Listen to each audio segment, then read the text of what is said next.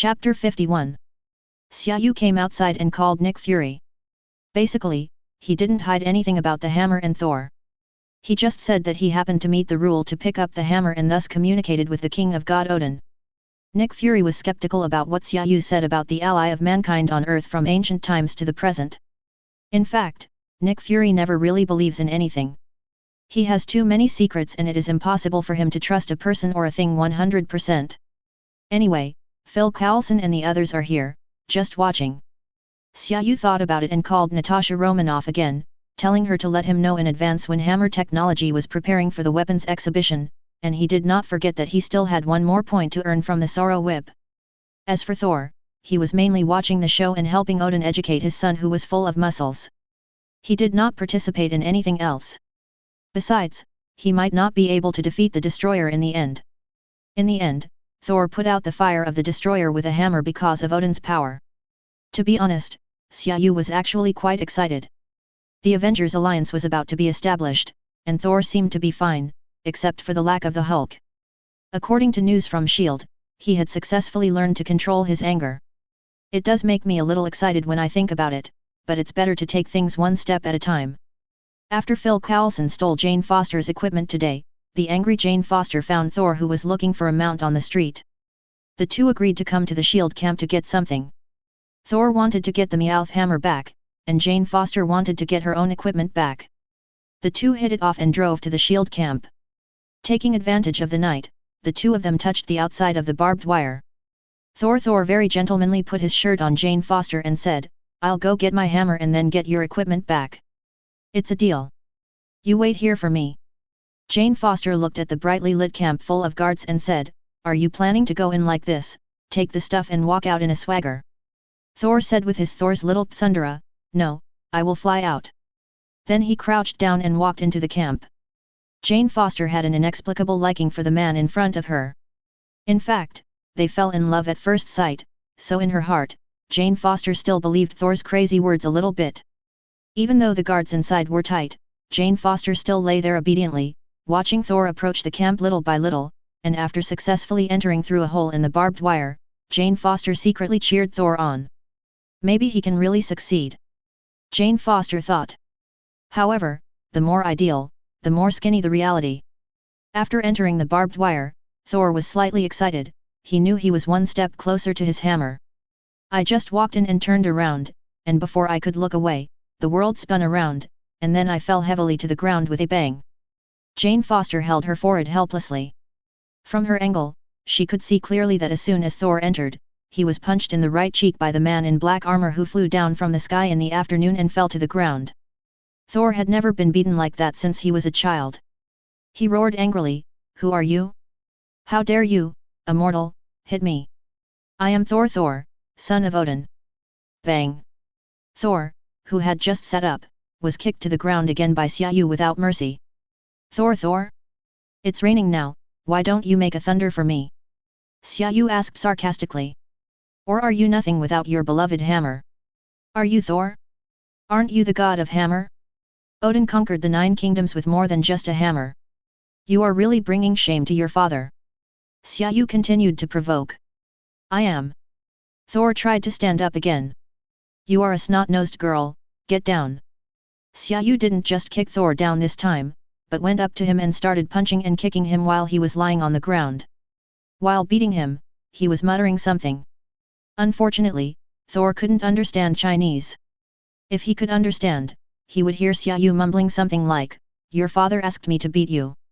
I've never heard such a nice request. I'm educating you on behalf of your father to make you disobedient." Jane Foster on the small hill outside had already put down her telescope and covered her eyes. Firstly, she couldn't bear it, and secondly, she was too embarrassed to watch. She had just said that she wanted to fly out, but in the end she was beaten up before she even got in. Xia Yu fought for 3 or 4 minutes. There were already a circle of patrolling soldiers watching him, but Phil Coulson had already given instructions, so they didn't dare to ask. They just patrolled over and took a few more glances. After waiting for you to stop, Thor, with a bruised face and nose, opened his eyes with difficulty and said unconvincedly, "When I get my hammer back, I'll let you." Xia Yu was happy when he heard it, and stretched out his right hand back, saying, you want a hammer, right? Here you go. In just a few seconds, Thor's hammer penetrated the plastic shed and flew into Xia Yu's hands. Thor's eyes almost popped out and he shouted loudly, "Impossible, impossible, why?" Xia Yu threw the hammer to the ground and said, "You don't deserve this hammer at all. Try it yourself." Thor got up without giving up, grabbed the hammer and lifted it up, but it didn't move at all. He used both hands to push, but it still didn't move. Thor was really desperate now, and he asked Odin loudly to the sky, "Why? Why?" After venting, Thor finally gave up and sat on the ground in despair, just like dead man. Xia Yu looked back and was shocked. Almost all the people inside ran out, including Phil Coulson. They all followed the hammer out. When Xia Yu finished the call, Nick told Phil Coulson that Xia Yu was responsible for this matter, but he had to keep an eye on him, so when the hammer came out, Phil Coulson followed him out, and when he saw Xia Yu in the camp, Phil Coulson did not move. Xia Yu was having so much fun beating Thor just now that he didn't notice so many people coming out and looking at him from afar. He felt a little embarrassed now, and didn't care whether others understood him or not. He opened his mouth and muttered, "I'm teaching him a lesson on behalf of his father." After that, he walked over to Phil Coulson and said to him, "Take the man in. He will definitely not resist anymore. If someone comes looking for him, just let him go and just watch from a distance." Seeing Phil Coulson nodded in agreement, Xia Yu turned around and went in, having been caught in the rain for half a day. "Xia, why don't you bring the hammer in?" Phil Coulson shouted. The author has something to say. Chapter 1, 11 o'clock, 3 o'clock, 5 o'clock. Chapter 52. Loki came to see Thor once. Loki's magic was very deceptive. If Xia Yu hadn't known that he was back and paid special attention to Thor, it would have been difficult to detect Loki coming with the naked eye. It's not complete invisibility, it just makes you subconsciously ignore this person. It's a magical thing. Just like in the movie, Loki tells Thor that Odin is dead because of Thor's unauthorized actions and the threat of war with the giants of Jotunheim. Their mother, the goddess Frigga, chose to exile Thor to Earth forever. After being deceived, Thor became desperate, and Jane Foster went back to beg her father to rescue Thor. I don't know what he was thinking, he was so naive that he came with fake ID to rescue Thor, but he didn't know that not only did people know that his ID was fake, but most of the residents in the entire town were gradually replaced by SHIELD agents. After letting Thor go, Thor accepted his mortal identity and began a shameless life with Jane Foster, and even learned to make breakfast for them. Xia Yu, who was secretly monitoring Phil Coulson, said, "See, this is life. It can make your hairline higher, but it can also make the proud gods bow their heads and make breakfast." If Phil Coulson could beat Xia Yu, he would really want to beat her up. You can just talk about others, why mention the hairline? Finally, after Xia Yu watched Thor show his affection for more than a week, Natasha Romanoff called and said that Justin Hammer would exhibit his drone armor and weapons at the Stark Expo tonight. Xia Yu randomly found a place to take off. Being able to fly is convenient and saves money on air tickets. No, shouldn't SHIELD pay for the air tickets? We went to Tony's house first and went straight into the basement. The scene is a bit eye-catching. Because Tony Stark, the Iron Man, is doing yoga in the nude, a simplified version of Yi Jinjing. Tony, do you think practicing functions like this can help you find the feeling of being one with nature? Xia Yu leaned against the table near the entrance and looked at Tony with a smile. Tony Stark was startled, but when he saw it was Xia Yu, he started moving nonchalantly. "Xia, why are you back? Is your blind date with Hammer over? Does Hammer have a good figure? Does she have big breasts?" Tony Stark spoke while practicing martial arts. "The matter of the hammer is very complicated. The hammer belongs to Thor, yes, the one in Norse mythology. His father, the father of god Odin, stripped him of his divine power and threw him to earth." Xia Yu gave a brief introduction. "Are there really gods in Norse mythology?" Tony asked. "Everyone would be curious about this.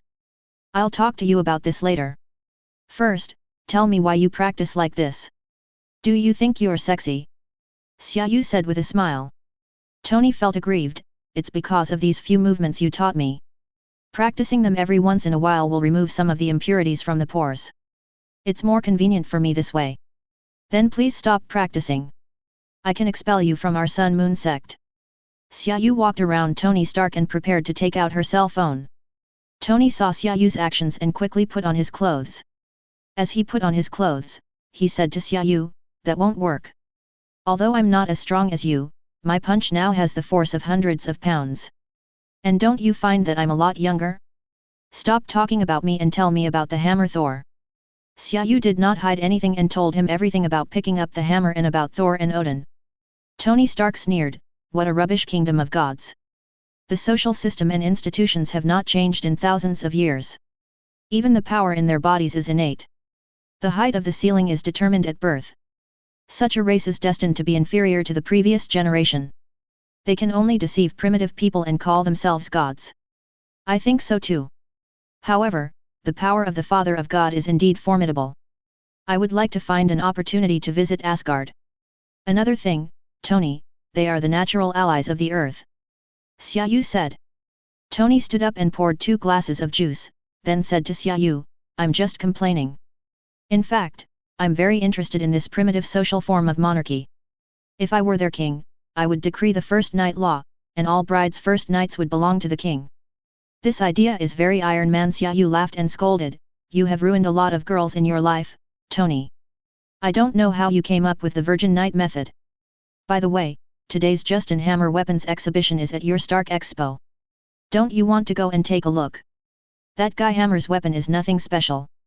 Believe me, brother, the missiles I made with my butt are more powerful than his." The military sent Rhodes to cheer him on wearing the armor I gave him. I'm too lazy to watch his arrogant look. "Jarvis, sir, there's a phone call." "Come on in, Jarvis, is that you, Pepper?" "I'm not planning to go today." Tony was interrupted halfway through his words because it wasn't Pepper Potts on the other end of the line. "Hey, Tony, how are you?" I doubled the speed. This was the voice of Ivan Vanko, the Morning Whip. "What did you say?" Tony said and muted the phone to allow Jarvis to track the source of the call. "You asked me to speed up the speed to create more energy output. That's a great suggestion." Sangbian's low voice came. "You dead man head sound pretty energetic." Tony was stalling for time. "You too, the history of the Stark family will be rewritten. What your father did to my family 40 years ago, I will do to you in 40 minutes. Morning Whip sounded proud, and Xia Yu knew that he had completed his armor. "I hope you are ready," Sangbian said and hung up the phone. Jarvis only tracked it to Manhattan, New York. "Justin Hammer," Xia Yu and Tony said at the same time. "Damn, I just flew from the southernmost part of the United States to the west coast, and now I have to go to the east coast." Xia Yu complained. He really ignored where it happened. Tony took out a very small piece of metal and handed it to Xia Yu, saying, "It's a micro-earphone. Put it in your ear and it will automatically absorb. Let's go." "We don't have time." The system task and Tony's words sounded almost at the same time. System task, eliminate the complete body of the funeral whip Ivan Vanko, the task reward points are 15,000, and the system draws a lottery. Chapter 53. The straight line distance from Los Angeles to New York is less than 4,000 kilometers. With the powerful speed of Mach 3 of the two people's armor, it only takes about an hour to get there. In fact, Xia Yu's armor can reach a maximum speed of Mach 4. Because he is not equipped with any weapons, the armor is also much lighter than Iron Man's current Mark 6. At Stark Industrial Expo Park, Justin Hammer's exhibition has begun. Justin Hammer appeared on stage dancing in a very sexy manner just like in the movie. As Xia Yu said, this person envies Tony, is jealous of Tony, and even worships Tony a little. He once wanted to surpass Tony Stark, but he can only learn from others. He is a typical joker. After dancing, he first despised Tony Stark for not sharing his technology with everyone, and then showed his latest technology, Hammer Iron Warriors, which were divided into 4 types, Air Force, Army, Navy, and Marine Corps. The last to appear was the Mark II that Tony gave to Rod. After being modified by Justin Hammer, he shamelessly said that this set of armor was the product of his own company. When he was about to introduce it in a grand manner, tearing air sounds were heard in the air, and everyone on the scene turned around. Xia Yu and Tony Stark arrived, and Tony was the first to kneel down and land on the stage. Iron Man's appearance turned the venue into a sea of cheers. Next was Xia Yu, who flew above the stage, turned off the engine, and then used his martial arts skills to slowly float down, causing the cheers from the audience to get even louder.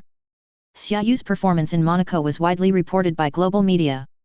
As the only two superheroes in front of the public, he and Tony are extremely popular. The arrival of Xia Yu and Tony made the whole place boil. The audience kept cheering the names of Dragon Knight and Iron Man, which made Justin Hammer feel that his face was trampled on once again. He wanted to go up and say a few words to bring the topic back to himself, but Tony Stark ignored him and walked straight to Rhodes and talked to him about the situation. Justin Hammer looked at Xia Yu again. Xia Yu smiled at him, then reached out and grabbed his neck and lifted him off the ground. "Where is Ivan Vanko?" Xia Yu asked. "What, Ivan Vanko? I don't know you, let me go." Justin Hammer struggled desperately. The sudden change caused the audience to fall silent. Xia Yu searched for Natasha Romanoff while saying to the audience, "Justin Hammer has colluded with terrorists. It's dangerous here. Leave quickly." Xia Yu used his inner strength to say this, and the audience heard it clearly. Before everyone could react, something happened on Tony's side. The armor controlled by Colonel Rhodes directly locked its weapon on Iron Man, and the mecha warriors on display also locked their weapons on Tony Stark and Xia Yu. Sangbian naturally saw Xia Yu through remote control. Tony Stark must die, and Xia Yu, who ruined his plans in Monaco, must also be killed. "Colonel Rhodes, Tony, what should I do now? I am under control." "Tony Stark, don't fight here, Xia, I'll take Rhodes away, you take care of the ground." Iron Man roared into the sky, and War Machine, it wasn't called that at the time, let's just call it that, naturally followed in pursuit, and a large number of Hammer Air Force armors also took off into the sky, and those on the ground who locked onto Iron Man also opened fire. The scene suddenly became chaotic, and the audience below ran away. Almost at the same time Tony flew away, Xia Yu wrapped Justin Hammer with his inner force and threw him far away to Natasha Romanoff. He secretly rescued Ivan Vanko and found out where he was. After saying that, he immediately turned around and drew his sword. "While these mechas are still relatively concentrated, we must hurry and destroy them. There are too many people on the scene and it is too easy to get hurt by mistake." Fortunately, in order to shock the public enough during the exhibition, Justin Hammer's steel warriors were made of ordinary alloys. Xia Yu held the Yishan sword, which never left the reactor on his chest, and he killed one soldier at a time at a fairly fast speed. Otherwise, no matter how sharp the Yishan sword is, it is just a sword after all. When facing metal that is too thick, it will be much more difficult for Xia Yu to destroy it. Xia Yu was having a great time slashing at enemies with his sword, and Tony Stark was not feeling well in the air either. Not only were there Rhodes and a bunch of flight mechas following behind him, but there were also many Army and Navy steel warriors on the ground firing at him with anti-aircraft guns. Although Xia Yu was clearing the mechas on the ground, firstly, there were quite a few of them, and secondly, Xia Yu prioritized destroying those that were targeting him. Tony Stark circled in the air for several times, took a moment to look at the situation below and said, "Xia, can you hurry up and stop slashing with your sword? Where is your move that can summon many dragons?" Tony's voice came from the mini headset, and Xia Yu also said anxiously, "My missile is transformed by internal force, not a smart missile. It doesn't have an automatic aiming system. I have to make sure that every reactor is destroyed by me. If I miss one, it will be fatal." "Damn, you're not as capable as Jarvis," Tony complained. "Go on your way, BD. If you want me to hurry up, just shut up." Xia Yu's hands speeded up a bit. "The author has something to say, I received a notification on the site and started recommending it. The performance of this book in the next few days is very important. Readers who think it is readable can rate it and urge for updates. Thank you, you win. I wish you success in both love and career, and good health. I give you my sincere praise." Chapter 54. On the other side, Sangbian, who was still hiding in Justin Hammer's company and being remotely controlled, looked at the words destruction that kept appearing on the computer screen, and made up his mind to set the remaining mecha warriors on the ground to random bombing to see how many people he could save. Xia Yu had just cleared the ones aimed at him, when he saw some mechas outside firing indiscriminately. He cursed them as bastards inwardly and hurried out to save people. This time he didn't care whether it was thorough or not, he used the 18 dragon subduing palms and the heavenly sword in his hand at the same time. He didn't dare to use the 18 dragon subduing palms too far for fear of accidental injury. "Tony, stop flying above, stay away from here, this BD has started firing indiscriminately, don't make trouble here. Wang Ke is such a BD. Tony flew away with a bunch of followers. At this time, Xia Yu noticed a little boy wearing an Iron Man mask. A mecha stopped in front of him and locked onto him. The little boy was not afraid. He raised his left hand like Iron Man. In his palm was a laser cannon made of lead light. Xia Yu quickly ran behind the child and raised his left hand. A golden dragon focused on the reactor on the chest of the mecha. Before leaving, Xia Yu asked a question that she wanted to know in the original world. Are you called Peter Parker, kid? How do you know my name, Dragon Rider? Peter Parker asked. I have an affair with your Aunt May. Get out of here quickly, kid. You are very brave. Go home and raise a poisonous snake or spider as a pet. Xia Yu's voice came from afar.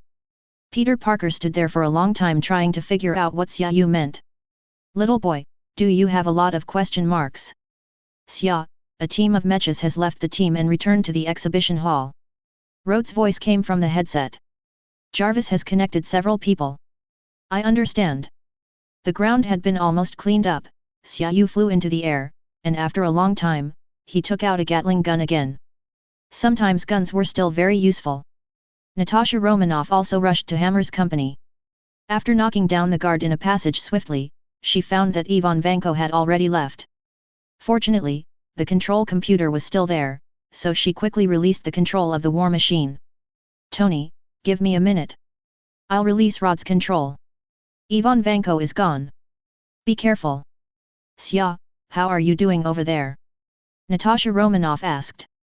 Great, Natasha Romanoff, hurry up, I'm afraid I can't control myself and kill Rod. Tony said. Xia Yu also spoke up, I have basically got the situation under control. Xia Yu killed a team of mechas that rushed back, and looked at the red dots around him on his small map and went over to finish them off one by one. Some of the ones that he had just killed with his palm power were not completely destroyed. Tony, did Vank go to your place? Xia Yu asked. Yes, he made himself a suit of armor. It's not particularly impressive. You can come and take a look. Tony Stark insisted. As mentioned before, the plot moves in huge amounts. Tony and Rhodes consumed a lot of ammunition and equipment. In order to show off his skills in front of Rhodes, Tony used the most powerful but disposable laser to kill the mecha that followed him, resulting in the two of them having almost no ability to fight back when facing Sangbian. Xia Yu's butterfly wings obliterated the scene where Rhodes put on the armor and fought Tony one-on-one, so Tony and Rhodes didn't realize the shooting explosion trick. This resulted in the situation that when Xia Yu arrived, one of the two men was kneeling and the other was standing, with the two whips of the Sang whip wrapped around the neck of the armor, and judging by the damage, it might not last long. Morning Whip opened the armor on his head and said to Tony, Tony Stark, I said your family will pay the price for what your father did to my father. No one can save you today. Where is the kid from Monaco last time? Everyone calls him the Dragon Knight? I'll go over and kill him in a moment. Wang Ke, have you ever heard of a palm technique that falls from the sky? Xia Yu's voice suddenly sounded. Vank looked up and saw huge amounts of golden energy dragon falling from the sky. Boom, huge amounts of explosions sounded, and the three people on the ground were blown several meters away by the shockwave of the explosion. Tony and Rod were also saved. Xia Yu landed at the place where Sangbian was just now. Before the three of them could say anything, a whip carrying huge amounts of concentrated electrical energy whizzed down towards Xia Yu. Xia Yu dodged it with a dodge. Sangbian, who was blown to the other side, slowly stood up and shouted provocatively at Xia Yu, with this armor, your attack is no more than a tickle. You and Tony Stark will die today. Tony, you and Rod just watch the fun, I'll deal with him. Xia Yu said as he dodged the whip again. When Sangbian heard Xia Yu's words, he constantly attacked Xia Yu with his two whips, saying, your attacks are ineffective against me. Let me see how you deal with me. The weapon of Sangbian is still very useful, especially when it is equipped with a set of armor. It is powerful and fast. The pair of whips are danced with great vigor and it is indeed very difficult to get close to them.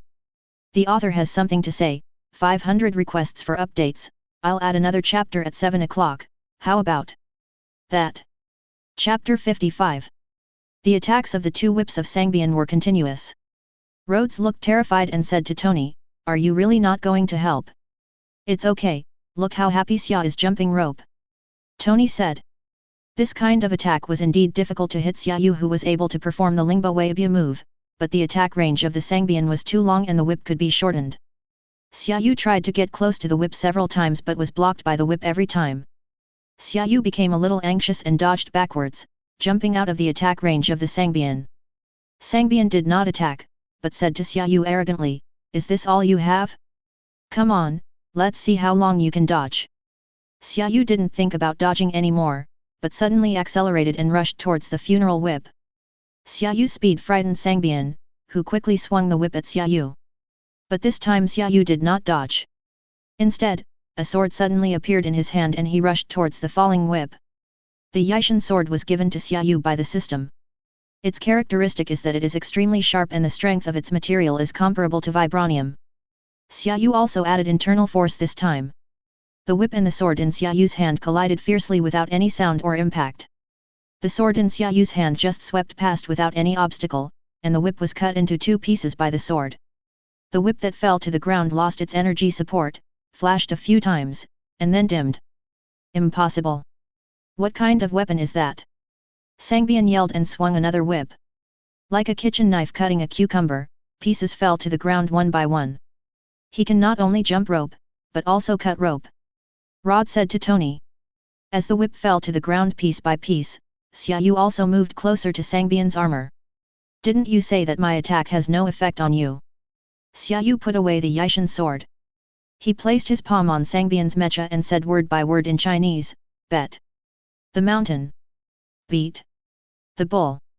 The surging internal force penetrated through the thick shell of the mecha and directly shattered all of the internal organs of the Sangbian inside, making it deader than dead. "Congratulations, Master!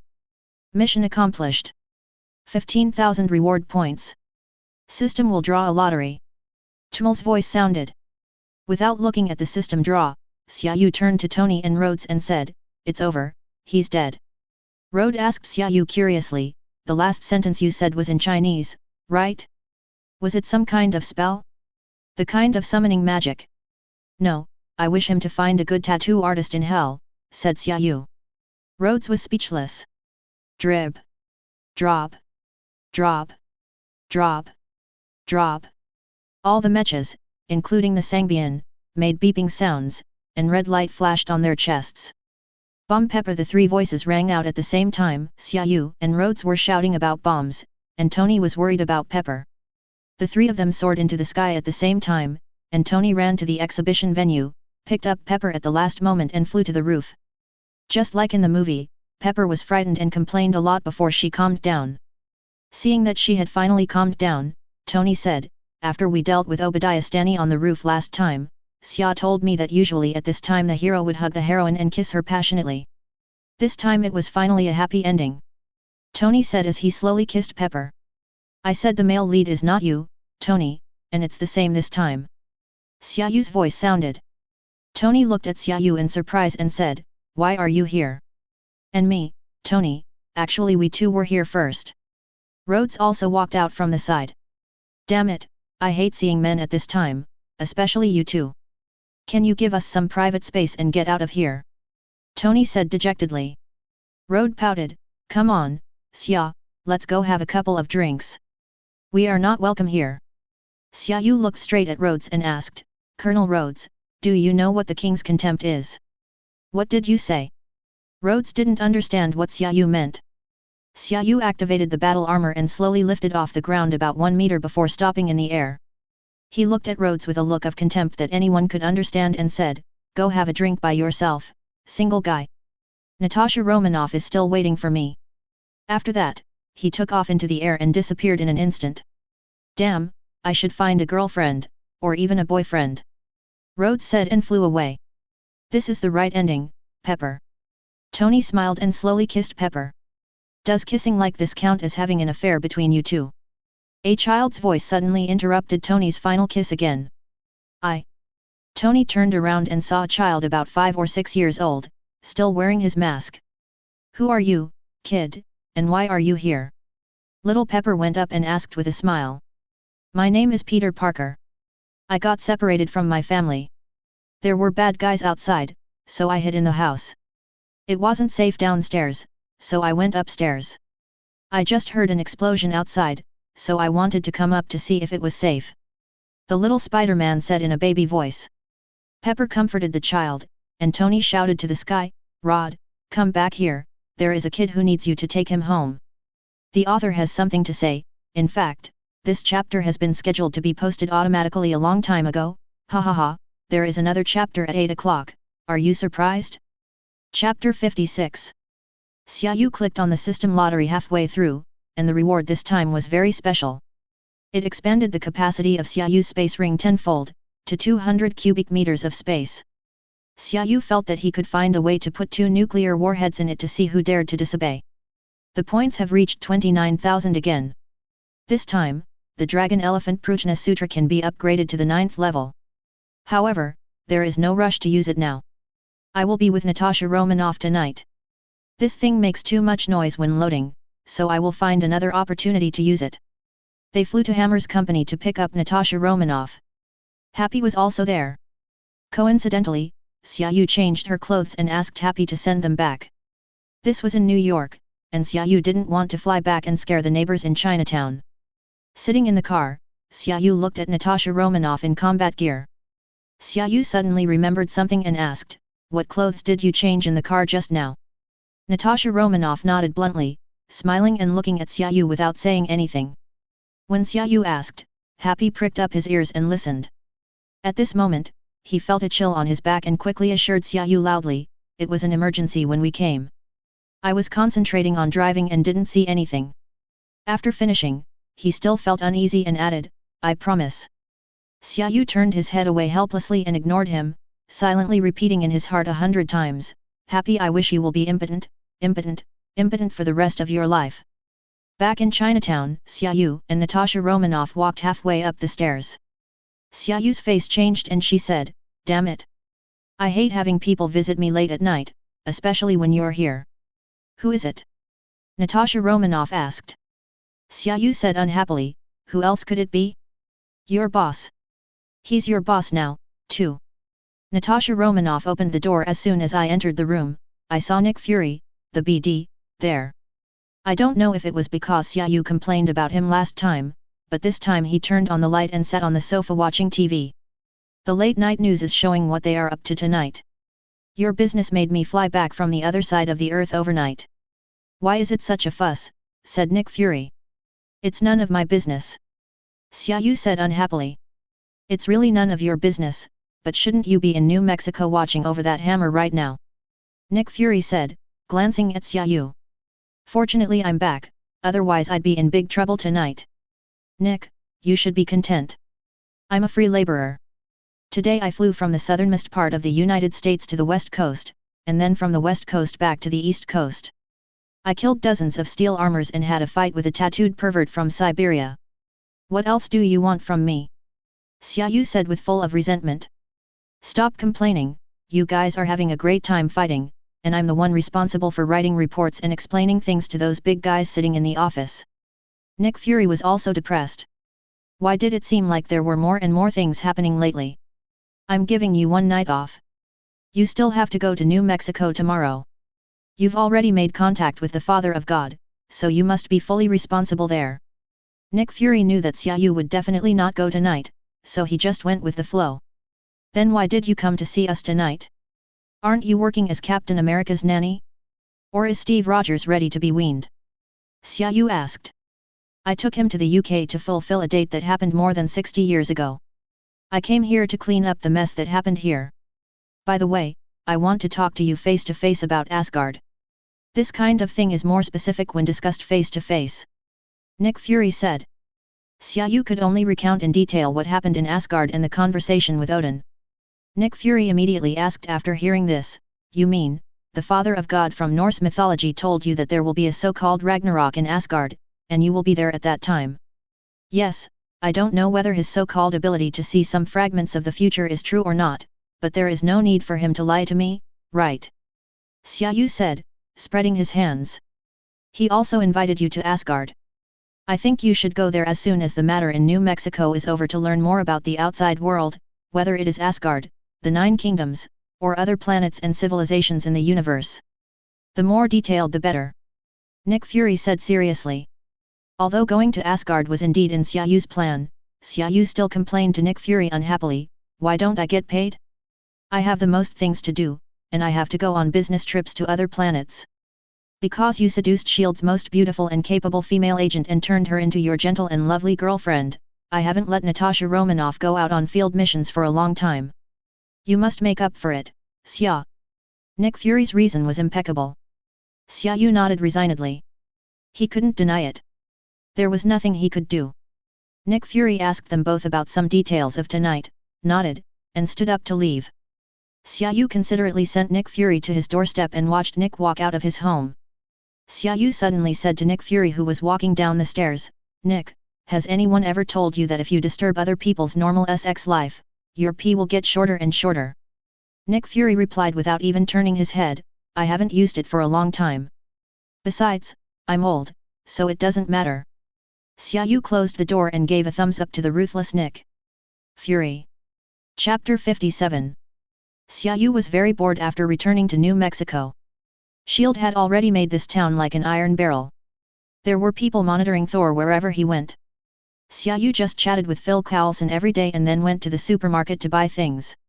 Why go to the supermarket every day? Because the space in the ring is 10 times larger, Xia Yu buys some random things every day and puts them in for future use. And out of some kind of bad taste, Xia Yu bought a little bit of everything, from food and drinks to women's products, children's toys to healthcare products. More than half of the space in the ring was filled with miscellaneous things, making it look like a warehouse in a small supermarket.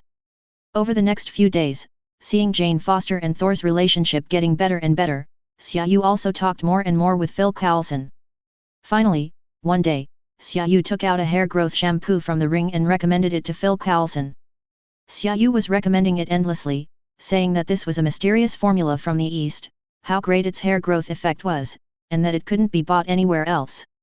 He went to great lengths to ask someone to get it for Phil Coulson, and so on. Phil Coulson was furious. "You bought it from the supermarket for $15 that day. Did you think I didn't see it? And why did he keep talking about his hairline?"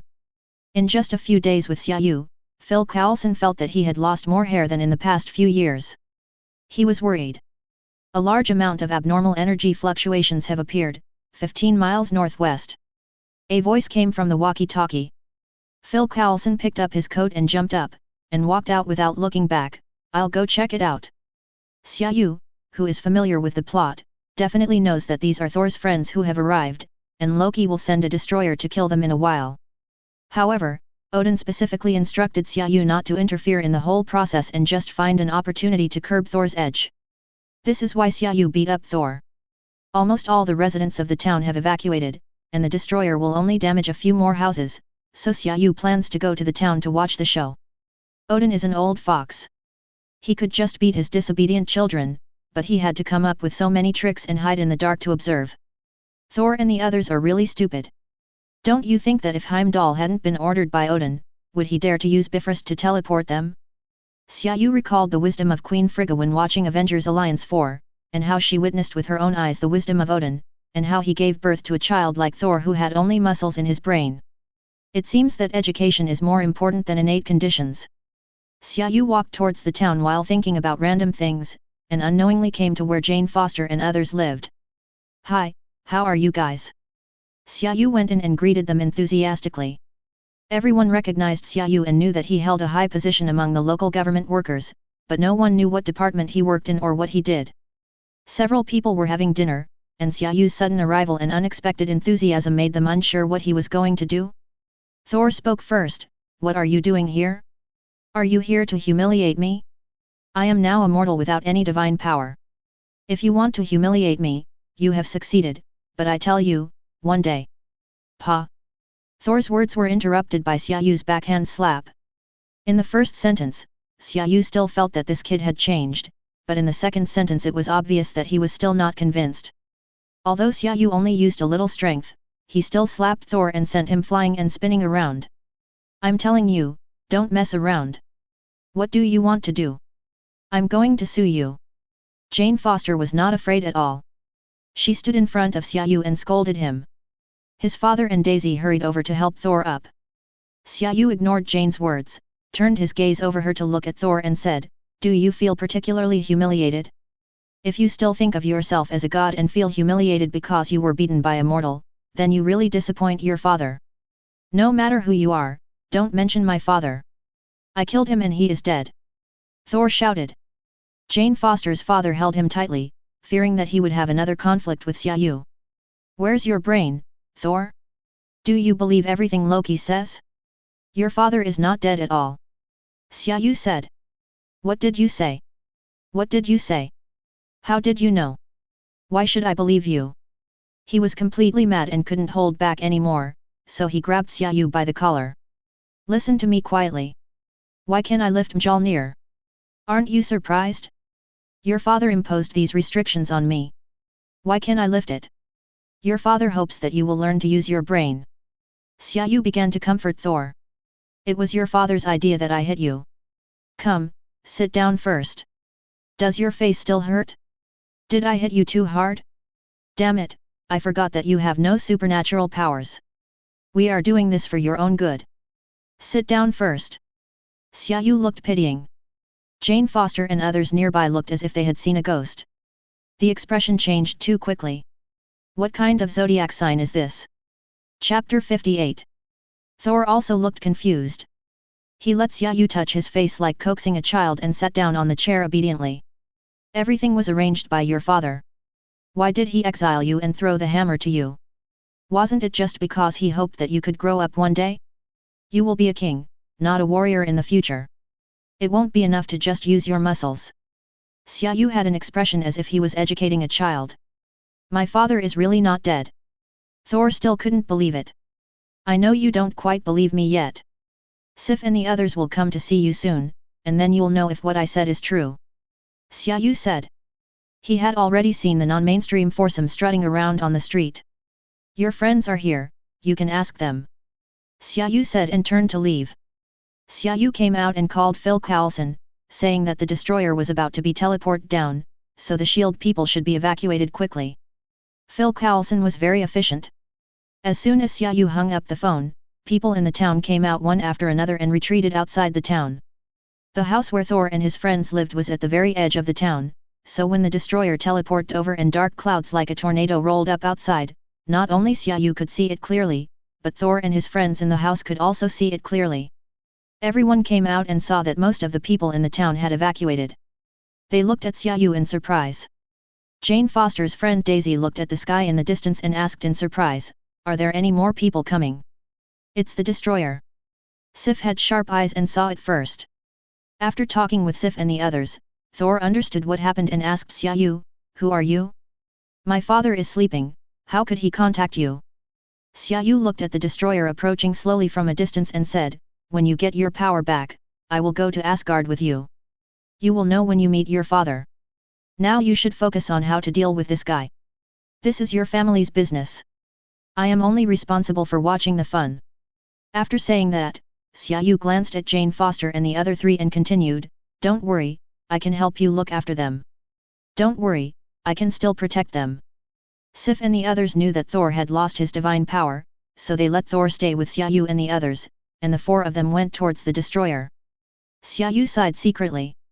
These four people combined might not even be able to defeat him, so how could they be a match for the destroyer? They were destined to be defeated. And all of this was Odin's way of educating his two naughty children. Even though Odin was sleeping now, he would come out and control the situation as long as Thor was in any danger.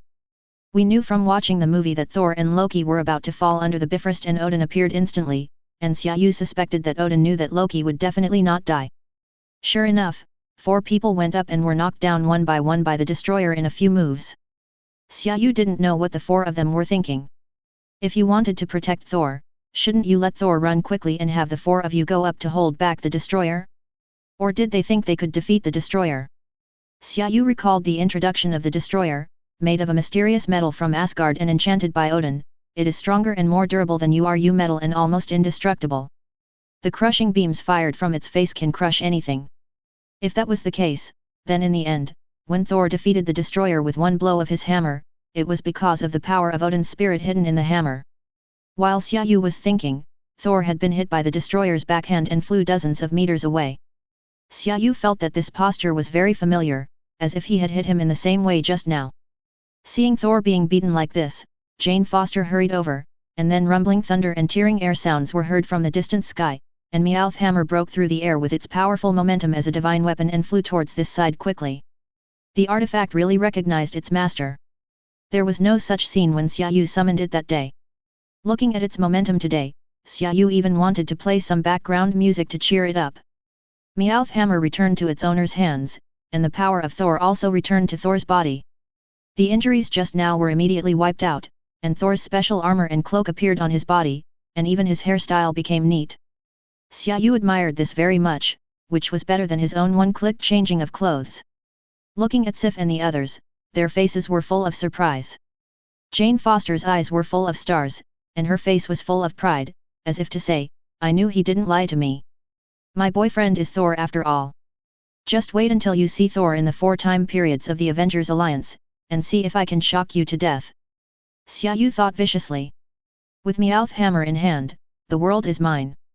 Thor knocked down the destroyer with one hammer, and then flew into the sky, constantly spinning the hammer, creating huge amounts of tornadoes. The destroyer, who had just stood up from the ground, was slowly carried into the sky by the tornado and fired a crushing laser at Thor's face, but Thor used a hammer that fell from the sky and directly blew up the destroyer. Then, in a cloud of dust, Thor walked out slowly and unharmed, and met Jane Foster. Xia Yu was waiting for his cool highlight moment, so he quickly walked into the dust and used his ring to collect the scattered remains of the destroyer on the ground. Good things don't go to waste, and it's a good idea to let Tony make the armor. Chapter 59. After licking the destroyer's box, Xia Yu walked out from the dust, only to find that Thor had just given Jane Foster a passionate kiss and then locked his eyes on her. This is a bit malicious. Then Thor strode towards Xia Yu. He walked up to Xia Yu and looked at her straight. Would you like an autograph? Xia Yu asked calmly. Hey, listen, we're going back to Asgard to deal with some things soon, but sooner or later I'll return that beating to you. Thor said to Xia Yu and immediately turned around and walked towards Sif and the others. Xia Yu was happy when he heard this. Sure enough, he turned ruthless as soon as the divine power came back. But if he wanted to leave after showing off, forget it. Hey, first of all, I want to go to Asgard with you. This is your father's invitation. Xia Yu slowly rose to a height of 4 or 5 meters above the ground and stopped. Secondly, you'd better put away the inexplicable pride of your Aesir clan. Even if you get your divine power back, you are not invincible on Earth. After saying that, a huge amount of golden dragon rose up from Xia Yu's body and soared into the sky, roaring towards the sky, using the ultimate move from the 18 dragon subduing palms. Xia Yu had experimented with Tony when he first got the 18 dragon subduing palms. The energy density of the 18 dragon subduing palms' internal force of transforming into a dragon is not as good as Tony Stark's laser cannon, but in terms of sound and light effects, it is truly unparalleled. Everyone present, including S.H.I.E.L.D. who had just arrived, stared in amazement at the huge golden dragon whizzing out of Xia Yu's body. A thought flashed through everyone's mind, in comparison, Xia Yu felt more like a god. The earth has never been defenseless, no matter facing any alien challenge or your so-called gods. You are still young, and there are some things your father doesn't seem to have told you. Xia Yu finished pretending to be cool and slowly landed while speaking to Thor and others who were full of surprise on their faces. Xia Yu was absolutely not pretentious when he said this. The Ancient One alone was enough to suppress the 9 kingdoms. He didn't know who was stronger between the Ancient One and Odin, but from Odin's words, he could hear that he treated the Ancient One equally. Go and say goodbye to your girlfriend now. We can talk about anything when we get to Asgard. Xia Yu said to Thor, and walked towards Phil Coulson and others. I'm going to Asgard. I've already talked to Nick in New York. Now that things here are over, you should hurry up and go to your idol. Phil Coulson had talked with Xia Yu before. Captain America is his idol, and he is looking forward to working with Captain America for a while after this is over. Thor had finished talking to Jane Foster and the others, and turned back to Phil Coulson and said, We Asgard can be your Earth's allies, but the prerequisite is that you return Jane's equipment to them. Xia Yu slapped his forehead. This kid didn't learn his lesson. He interrupted Thor directly and said, In some ways, we are allies. Don't always think of yourself as a king. There are still many things you don't know. Phil Coulson, return Jane's equipment to them. Phil Coulson smiled and nodded in agreement. Thor's eyes were full of resentment. Don't you even give me a chance to say a word in front of the girl? He really wanted to have a fight with Xia Yu, or to beat him up, but this guy seemed difficult to deal with. He always used Odin's name intentionally or unintentionally. Thor was unsure. The most important thing was that he could also pick up the Meowth hammer, so how could he fight him? Xia Yu ignored his resentful look. Who told you to always claim that you are superior to the gods? He said directly, go, your brother is waiting for you to go back home and spank him. Everyone came to the outside of the town. Just like in the movie, Thor summoned Heimdall several times before he succeeded. Xia Yu knew that it was Loki who froze Heimdall with the icebox. Before leaving, Phil Coulson gave Xia Yu a look. Xia Yu understood what he meant, which was not to forget the task Nick gave him. She nodded slightly at Phil Coulson, and the group quickly disappeared in Bifrost. Asgard, one of the most powerful fighting races among the MCU races known to Xia Yu, has broken through the constraints of life genes. Compared with most races in the universe, they have a long lifespan and strong physical fitness. Odin in his heyday is even more famous in the universe. Even though Odin is beginning to weaken, no one in the universe dares to touch the 9 kingdoms, including Earth. Thanos wanted the Tesseract, or Space Gem, on Earth in the early days, and sent the Chitauri to follow Loki to Earth, but he didn't get the Space Gem and lost a Mind Gem, the one on Loki's scepter, which is also the one on Vision's head later. You have to know that at that time Thanos had already wiped out half of the population of countless planets. The level of civilization on any planet is higher than that of the Earth, which shows how famous Odin is in the universe. A continent floating in the universe, a famous paradise-like place in the universe. In today's words, it is the place with the highest happiness index in the universe. Xia Yu is still quite looking forward to it. Asgard, here I come. Chapter 60. The feeling of teleporting with Bifrost is amazing, as if all the pores in your body are being pulled by a certain force, absorbing you in one direction. Earth and Asgard belong to the same 9 kingdoms.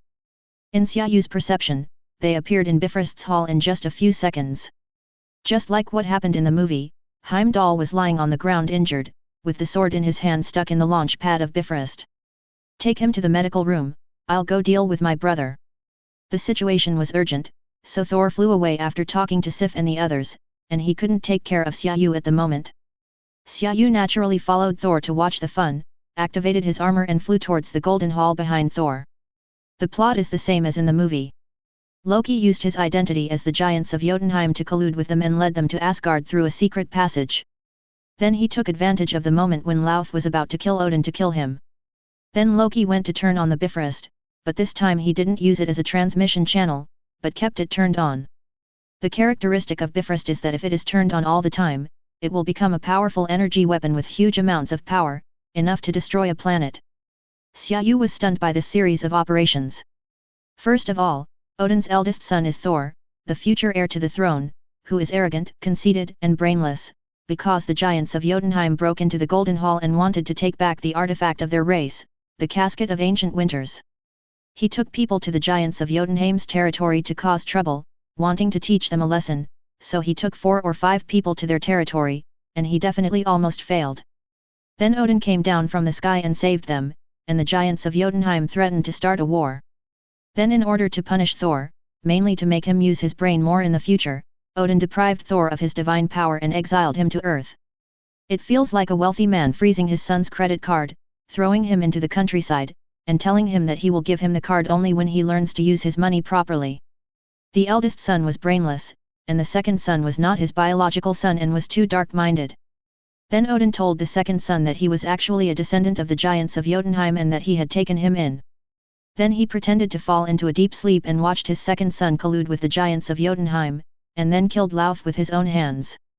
That's right, Loki is the son of Lauf. In order to prove to his adoptive father that he is better than his brother, he designed to kill his biological father. And his adoptive father, our great the father of God Odin, eliminated the giants of Jotunheim who threatened war without any effort, and he used someone else's son. How vicious and sophisticated he was. In comparison, Loki, the god of mischief and lies, is as pure as butter. Thor rushed to the place where Odin was sleeping, but was knocked away by Loki. Then Loki rushed to the Bifrost to destroy the giants of Jotunheim. He was so anxious that he didn't even have time to look at Xia Yu. He wanted to destroy the giants of Jotunheim and prove in front of Odin that he was stronger than his brother. As Xia Yu expected, as soon as Loki left, Frigga, who had been full of panic just now, immediately regained her noble and elegant demeanor. Smiling, he said to Xia Yu, "You are Xia, right? Odin said you would come. Sorry to make fun of you. They are still young. They have to go through some things before they can grow up, right?" What can Xia Yu say? He can say, "FK, your two sons are almost 3,000 years old in total, and I'm in my prime and I'm not even 25 years old. I'm the baby, okay." Xia Yu could only give a knowing smile in return and said, "You must be Thor's mother. Hello, you look so beautiful. What should I call you?" "Your Majesty the Queen. According to your Chinese tradition, just call me aunt, and from now on call me uncle, Xia." Odin also sat up and spoke Chinese. What he said almost shocked Xia Yu to death. "Aunt? Are these the Nordic gods? Are you sure you are not the immortal Lao Linzi from northeast China?" Xia Yu complained wildly in his heart. The title of aunt was too down to earth. "I have to say that you have absolutely mastered the essence of Chinese. It is so down to earth, my Odin, uncle." Xia Yu shouted with gritted teeth. Odin laughed, stood up and pulled Xia Yu outside. A hole automatically opened on the wall of the golden hall facing Bifrost, forming a balcony with golden railings.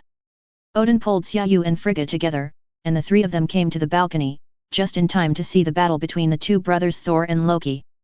"Do you think I'm going too far?" Odin asked Xia Yu. Seeing Xia Yu remain silent, Odin smiled and spoke again, "Although I am pretending to be asleep this time, my strength is indeed rapidly declining. I can't hold on for much longer. If I don't destroy the giants of Jotunheim, especially Lauf, if I die, not only Asgard, but the entire 9 kingdoms will break out in war. So races like the giants of Jotunheim must be destroyed, and I have left them a glimmer of hope, right?" Odin said, pointing at Thor who was holding a hammer and preparing to smash the Bifrost. Xia Yu thought of the entire Thor series, and it seemed that the Dark Elves had also been dealt with. Indeed, before Odin's death, all the fighting races in the 9 realms seemed to have been almost dealt with by Asgard. Xia Yu was about to say something when there was a loud boom and the entire Bifrost was completely smashed by Thor and collapsed. Odin, who was beside him, flashed to the Bifrost and caught the two brothers Thor and Loki who were about to fall. Chapter 61. The Bifrost shattered, Loki let go and fell down, Thor was celebrating with his friends, and Xia Yu was invited to a room by Odin. Odin waved his hand and a typical Chinese tea table appeared, and started to make tea for Xia Yu. The tea leaves are very good, decades-old PUERT cakes, cooked tea. I don't know where Odin got them from. His tea-making skills are also very good, flowing like water, and you can tell at a glance that he has practiced tea professionally. Grandpa, your craftsmanship is really amazing. Xia Yu gave Odin a thumbs up. Odin picked up the teapot and slowly poured the tea into the fairness cup. Hearing this, he smiled and said, "When a person's lifespan is so long that it is measured in thousands of years, it is definitely natural to have many talents. After all, you have to find a few hobbies to kill time, right? And, I told you to call me uncle." Xia Yu's mouth twitched. "Okay, Uncle Odin, you asked me to come to Asgard. Is there something you want me to do in person?" Xia Yu was very humble in front of Odin. First, he was too scary, and second, they were in the same camp after all, weren't they? Odin did not directly answer Xia Yu's question, but asked Xia Yu, "Do you know what God is?" "You are the one who said this, as someone at a higher level of life." "I think it makes sense," Xia Yu replied. Odin waved his hand to show that he didn't care about what Xia Yu said, and continued, "When I was young, I conquered the 9 realms and made Asgard's reputation shock the entire universe. I also thought of myself as a god, and I also believed that our Aesir clan was a clan of gods and controlled everything in the world. But later, I gradually understood a truth, that God is just a tool created by the will of the world. Just like I want to drink tea now, I need a teacup and a teapot, just like I gave Thor a hammer. Maybe Thor is not as powerful as the hammer now, but the hammer is a tool. Do you understand?" Odin asked Xia Yu. "I don't quite understand." Xia Yu answered honestly. Odin smiled and pointed at Xia Yu and said, "Do you know the difference between us?" Xia Yu smiled, "I know this, too much. I'm younger than you, handsome, taller, popular with girls, and my eyes." Odin waved his hand to interrupt Xia Yu's words, "Kid, do you always like to fool people like this?" The difference between us is that my power has an upper limit, a prescribed upper limit, for me, the father of God Odin. Odin picked up a justice cup and gestured. Just like a big cup, my capacity is only so big, and I have to pour water into a small cup, like Thor. Odin poured a cup of tea for Xia Yu. Then my water level will drop a little bit, and it will never come back unless I take back Thor's divine power myself. The same goes for others. Moreover, there will be unavoidable waste and volatilization in the process of pouring water back and forth, said Odin. Odin pointed at the justice cup and said, "This is the so-called God. This is my role." The word God has never been a positive word. You humans have no limit. You can constantly break through yourself, cultivate yourself, master technology, and understand the truth of all things in the world. But we can't. When I was young, my strength grew year by year. I thought my water level was rising, but in fact I just learned to make better use of the water in this cup.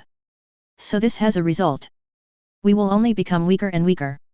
Even if all the water is in a cup, it will inevitably evaporate slowly.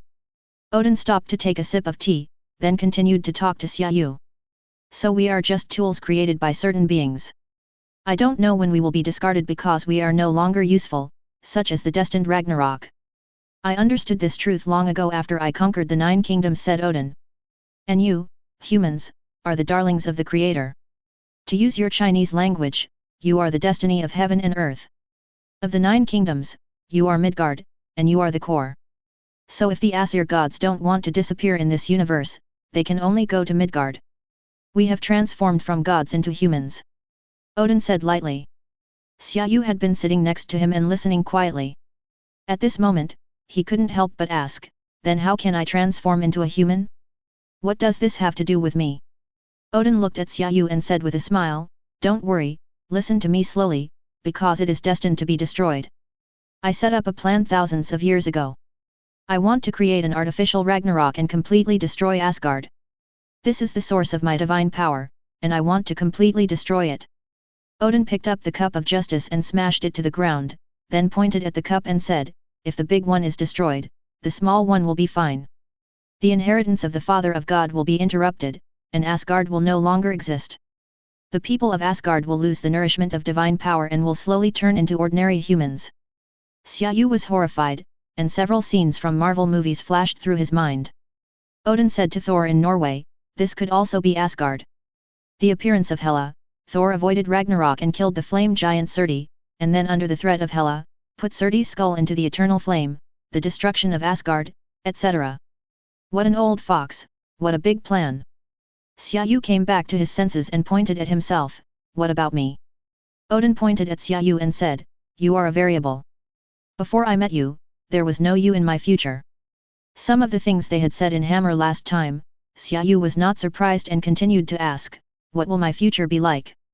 Odin said slowly, as I said just now, the so-called destiny will be on Earth for a long time in the future, and will be on certain beings. Thor and Loki have also been infected with this destiny because of my exile of Thor. This is a good thing. Then I discovered you.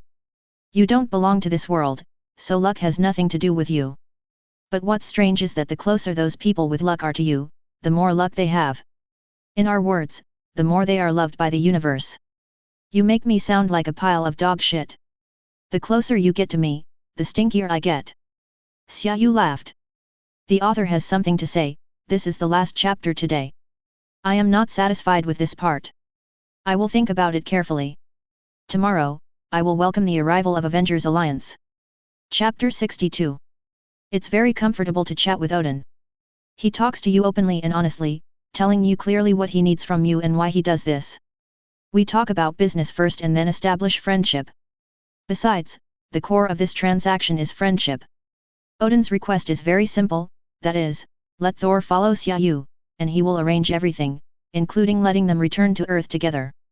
Odin asked Xia Yu to stay in Asgard for a few days. Xia Yu knew that he needed time to arrange some things, especially now that the Bifrost was also shattered.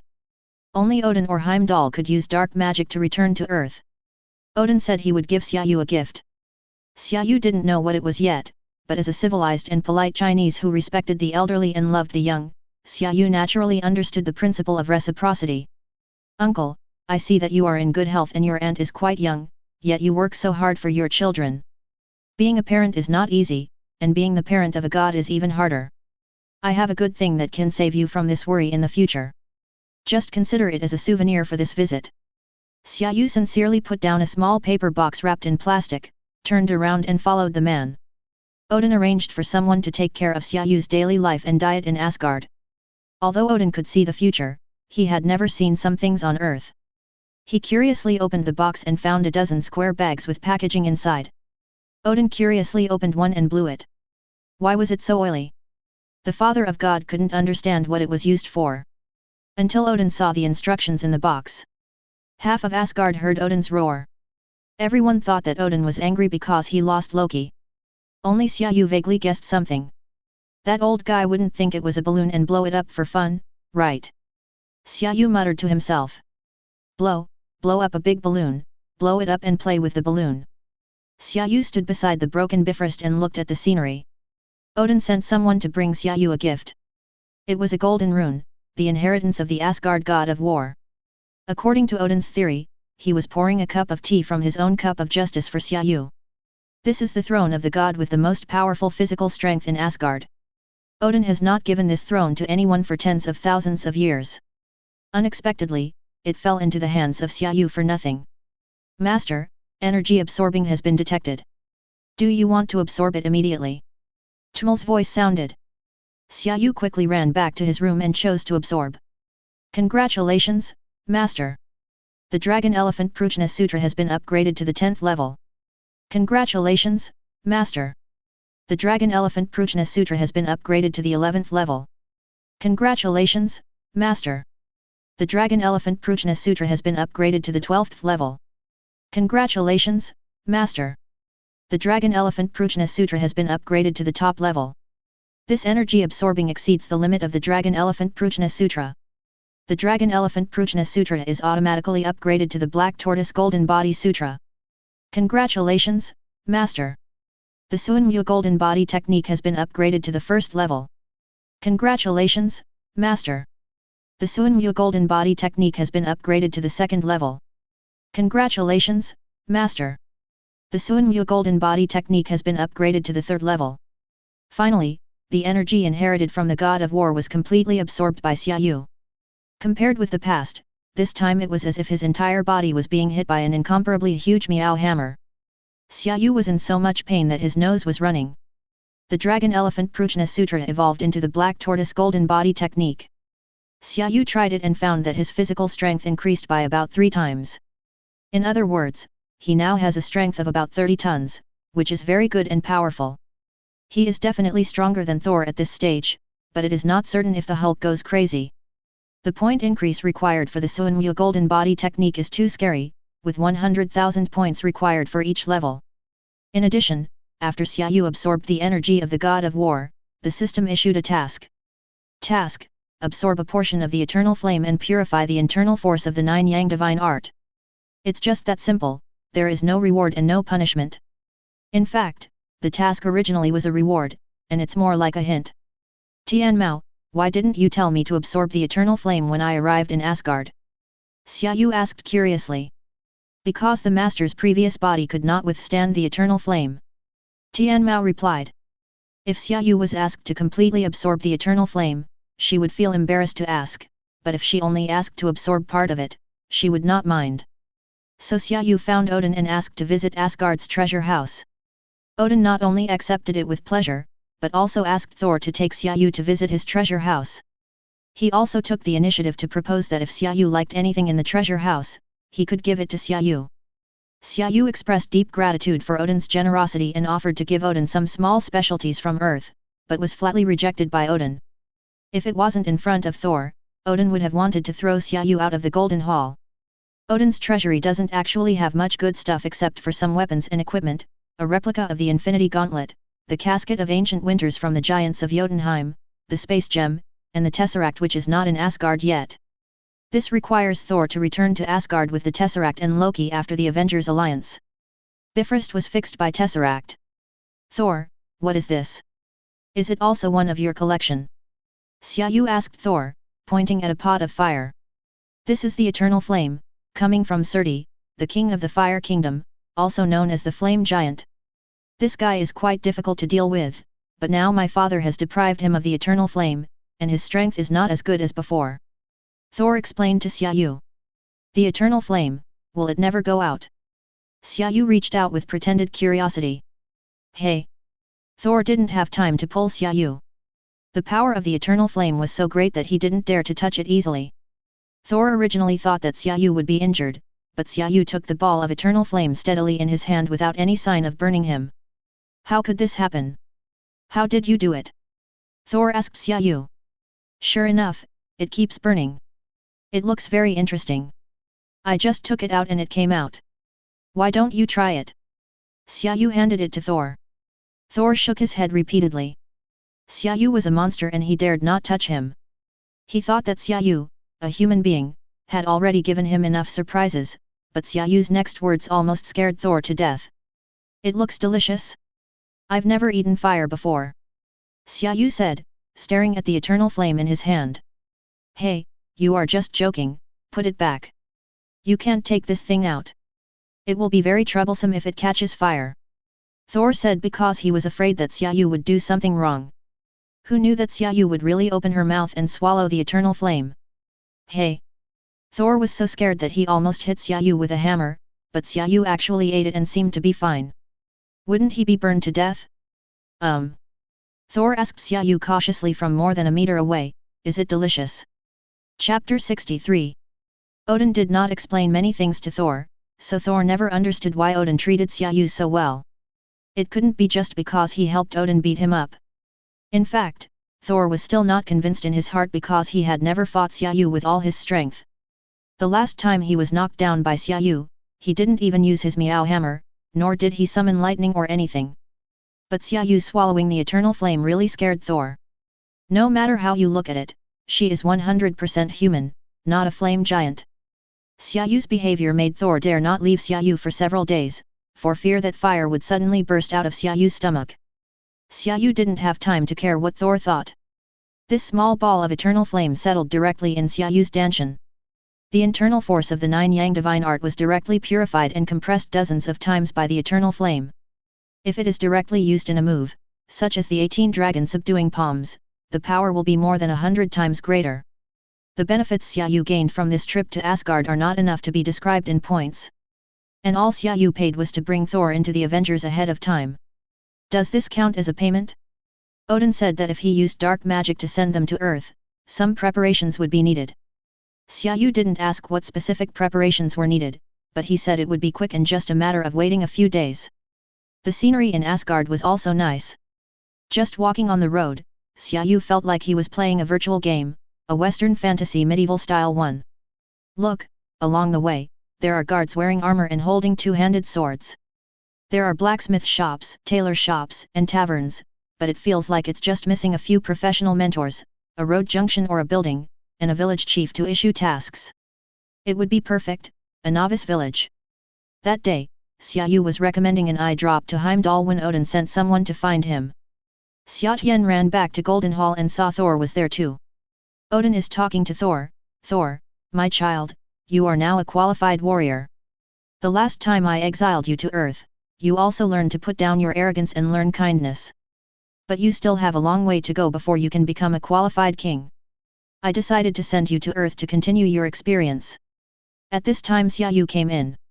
Odin smiled at Xia Yu and continued to say to Thor, this time when you go to Earth, Xia will arrange everything for you, but you must obey Xia's arrangements on Earth.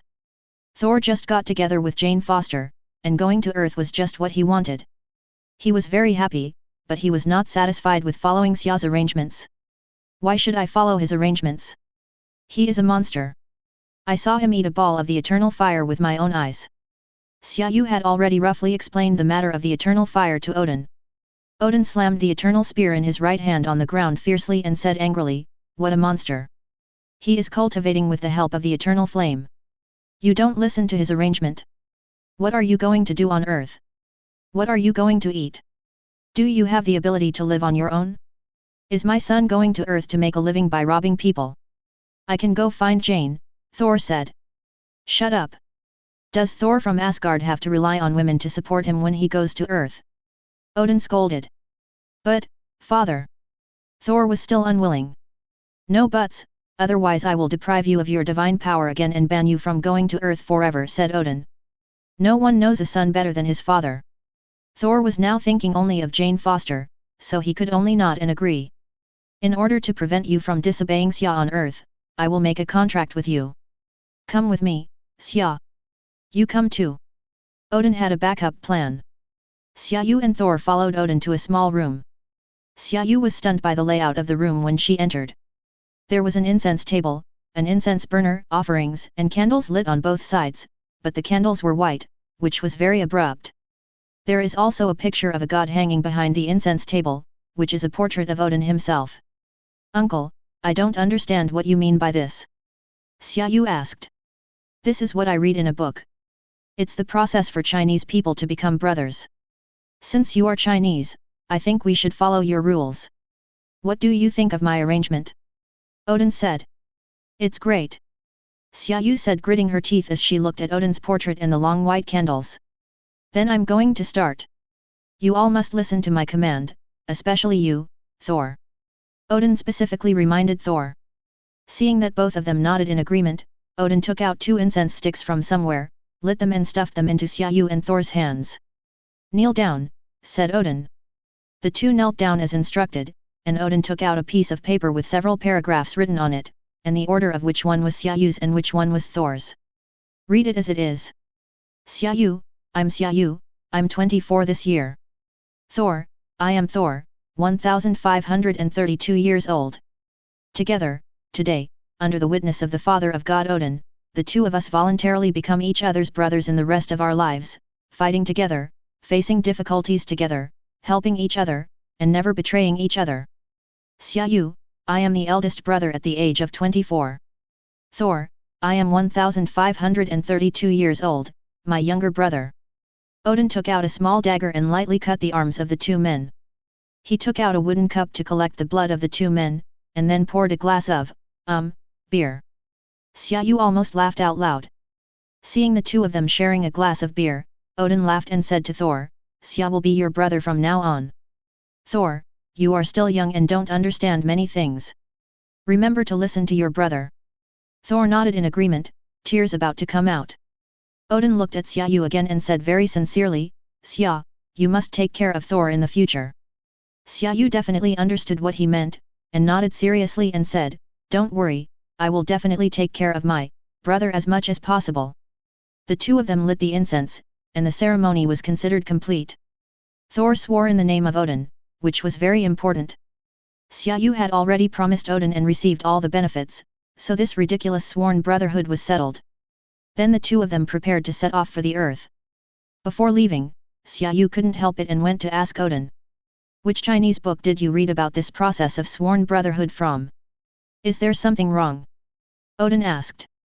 Xia Yu quickly waved her hands, No, I just thought it was fun and wanted to take a look. I don't remember the name of the book, but I remember this short section was called The 3 Heroes of Peach Garden." Odin recalled. "Uncle, you are awesome." Chapter 64. Odin obviously did not choose the coordinates carefully, and the two people who returned to Earth were still in that small town in New Mexico. Xia Yu only stayed in Asgard for a few days, and when she came back, she found that Jane Foster was still in this town. When Thor saw Jane, he naturally didn't want to leave. Since there was nothing else to do for the time being, Xia Yu let him stay with Jane for the time being and just ran to buy him a mobile phone. 5982311759, this is my number. Ask Jane to teach you how to use the phone.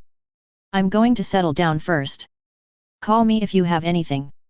Xia Yu instructed. Before leaving, he thought about it and realized that he was already his younger brother, so he went to get another $10,000 and stuffed it into Thor's hand. I contacted Nick Fury. After all, he was on a business trip, so he had to report in when he came back. It just so happened that Natasha Romanoff and he were both in New York at the time, so Xia Yu flew over directly in the armor. The Stark Group's building in New York is being built at a rapid pace, and S.H.I.E.L.D.'s headquarters is also in New York, so it seems that we will have to spend more time in New York in the future. Xia Yu had anticipated this, but he just couldn't bear to give up the house in Los Angeles. Following the address given by Nick Fury, Xia Yu went there and saw that it was the base of the Avengers in the movie, located in the suburbs of New York, originally a base of Stark Industries. Finally got here. Are the beauties of Asgard beautiful? Natasha Romanoff said in Xia Yu's ear after giving her a hug. Each of them looks like a cow, very strong, and has nothing to do with beauty, let alone compared to my Natasha Romanoff. Xia Yu said sweetly. Natasha Romanoff rolled her eyes at him, but even though she knew he was talking nonsense she still kissed him sweetly. Seeing my beautiful agent being like this with you, I always feel like my daughter was cheated away by ABD. Nick Fury appeared at some point. Xia Yu rolled her eyes. Can't you come out later and let two young people in love hug for a little longer? I know you're old and some functions are no longer needed, but I still want to say, Nick, if you interrupt our intimate moments a few more times, sooner or later you'll have to squat to pee. The three of them walked in together and found a place to sit down. Xia Yu began to recount what he had seen and heard in Asgard, but he omitted his conversation with Odin and changed it to say that Odin wanted Thor to come to Earth for training, so he asked her to take him with him. So you brought Thor back this time? And he became your brother? Nick Fury said. Xia Yu nodded, and took out a few more books and handed them to Nick Fury. This is some basic information about the universe, and there are several large civilizations, including but not limited to the 9 kingdoms. But I tell you, the people of Asgard are a bit closed, and these materials may be relatively old. Nick Fury waved his hand and said, anyway, we just need to get a general idea first. Our technology is not yet at the stage where we can have direct contact with aliens. Now that the place has been chosen, we can start the Avengers plan. By the way, you'd better help Thor get a legal ID. I have to make him look like an Earthling. I don't want him flying around in a cape all day and I have to clean up his mess every day. Xia Yu said helplessly. It must be quite stressful to have such a younger brother, okay? Phil Coulson will give you the certificate in a few days. Hawkeye's mission will be over in a few days, so you can meet him first. Steve Rogers will be fine too, so you can contact him, Stark. Nick Fury said. That means nothing has happened in the past few days, right? Xia Yu asked. Oh, our hero just came back from a business trip on an alien planet. I have to give him a few days off to spend some time with his girlfriend. I don't want to have to squat to pee in the future. I no longer have a woman, but I can't lose even my urinal.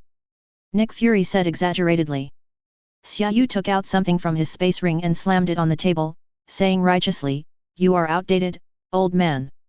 Women can also have urinals. When Nick Fury took a look, he found that what Xia Yu took out was actually a standing urinal for women. He was completely speechless towards Xia Yu. He waved his hand and left first, otherwise he would be PD'd off to death by Xia Yu sooner or later. How come you even have this kind of thing? Natasha Romanoff pinched Yu's waist. I was thinking about going to Asgard, so I bought all kinds of things in advance and put them in my ring. Xia Yu shrugged. Could he say that he even had an inflatable doll in his ring? Don't worry about it. I didn't expect the base you chose to be so big. I was thinking that if I were to stay in New York for a long time, it would not be suitable for me to live in Chinatown for a long time. This is perfect. Now that it's just the two of us, let's go pick the biggest and best room. Xia Yu pulled Natasha Romanoff to see the entire base. Tony Stark bought this place from his own company in his personal name. It was originally a large warehouse used to store some weapon raw materials and small weapons. A large number of security personnel were stationed there for a long time, so it had its own complete living area. After the initial transformation, it is now ready for use. After all, there are only a few people in the Avengers Alliance in its early stages, so Xia Yu decided to be kind and personally fund the purchase of daily necessities for everyone, just like going out shopping with Natasha Romanoff. Chapter 65. It was the first time for Xia Yu and Natasha Romanoff to decorate their own place together. At first they just wanted to buy some daily necessities, but as they shopped they felt like they were decorating their own love nest. They bought more and more things, and became happier and happier. But when they got back to Xia Yu, they realized there was a big problem. In the initial stage, they were not planning to recruit any supporting personnel in order to keep it confidential. How to clean such a large venue? The security system is easy to solve. Tony Stark must have considered this. Jarvis can handle it. Natasha Romanoff was fiddling with her new coffee machine, and Xia Yu quickly called Tony. Have you conquered any goddesses? Tony asked Xia Yu as soon as he answered the phone. Not really, but when I tried standing on the Bifrost and peeing downwards, I felt like I conquered the entire Asgard. Xia Yu said honestly. Could he say that he conquered a Thor and brought it back? After a while of nonsense, Xia Yu finally told Tony Stark his purpose, which Tony Stark ignored. He said that his company already had semi-finished products of this kind and he could use them after some modification. Tony Stark is in Los Angeles these days and will come to New York in a few days to attend the first gathering of the Avengers Alliance. Time flies, a week has passed in the blink of an eye, and the day for the Avengers Alliance to gather is finally here. Nick Fury arranged things very thoughtfully. He arranged jobs related to Jane Foster and his group's majors, and he even recruited Jane Foster's father into S.H.I.E.L.D. Xia Yu knew that they were going to study Tesseract and did not expose it. At least now Thor can feel more at ease when coming to New York. Xia Yu has already called to inform them that someone will pick them up to New York later. The first one to arrive was Tony, who was already familiar with Xia Yu, so he came over in advance to say hello to them. Then it was Hawkeye and Phil Coulson. Phil Coulson threw an ID card to Xia Yu. Xia Yu opened it and saw that it was Thor's ID card. What was written on it was, Thor Xia. I don't know if Nick was making a joke about Thor becoming Xia Yu's younger brother. Thor's identity information showed that he was Xia Yu's younger brother, who was adopted by his grandfather. I just want to get him an ID so that he can go out and socialize normally. There's no need to do this, right? Xia Yu said to Phil Coulson. It's fine if it's fake, but if it's real you need a full set of information. I can't just write that I'm a new immigrant from Asgard, said Phil Coulson. Phil Coulson, Nick didn't say you wanted to join. Xia Yu asked curiously. In fact, I am here to coordinate your personnel relations and take charge of some logistical liaison work. I am your nanny. Phil Coulson said self-deprecatingly. There's no need for that. Jarvis is enough for the liaison. Coordinating personnel relations? What the hell is this? Are we going to fight? Xia Yu finished speaking. Tony Stark, wearing battle armor, flew in from outside in a U shape, breaking the French window and penetrating 2 walls. Xia Yu had sharp eyes. He clearly saw that when Tony flew in, there was a hammer on his belly, which was obviously hit by the Meowth hammer thrown by Thor. You see, it's still necessary. Phil Coulson spread his hands and said to Xia Yu. Xia Yu glanced at Hawkeye and found that he was hiding in a corner to watch the fun. Xia Yu shouted helplessly towards the big hole in the wall, Tony, if you want to fight, go out and fight. Don't tear down our base on the first day. Aren't you going to stop them? Phil Coulson said as he looked at Tony flying out of the big hole in the wall. Isn't this your job? Coordinating personnel relations. Xia Yu pointed outside. At this time, Tony had already flown into the woods next to them with Thor, and the road was like a roller, knocking down rows of trees. I can't coordinate at this time, said Phil Coulson. Then let's just watch the fun. Xia Yu took out 2 bags of potato chips from the ring and handed one to Phil Coulson. What happened? Natasha Romanoff just came down from upstairs. Iron Man vs. Thor is exciting. Phil Coulson was relieved to see that Xia Yu was not in a hurry, and handed Natasha Romanoff some potato chips to share. How did the fight start? Have no idea. Time goes back to 2 minutes ago. Tony Stark, who had just finished chatting with Xia Yu, saw that no one else had arrived yet, and prepared to take a look at the construction progress of the Stark building. This is the landmark building of his new energy layout and also the pillar industry after Stark's industrial transformation. Since I hadn't taken off my armor yet, I flew over to take a look, and then I ran into Thor who had just arrived. Thor originally came to New York with Jane and the others, but they separated after arriving in New York.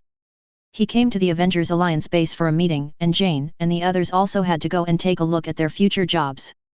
Being suddenly separated from their passionate love, Thor acted a bit like a child. He wasn't angry, but he wasn't in a particularly good mood. Then when he reached the door, he saw Tony who had just come out, wearing a full set of armor. This armor is so ugly. Thor muttered softly. Just a casual comment, Tony's armor is different from the traditional armor aesthetic of Asgard. But this unintentional remark was heard by Tony, and Tony Stark never suffers any loss with words. Are you Thor? Tony asked.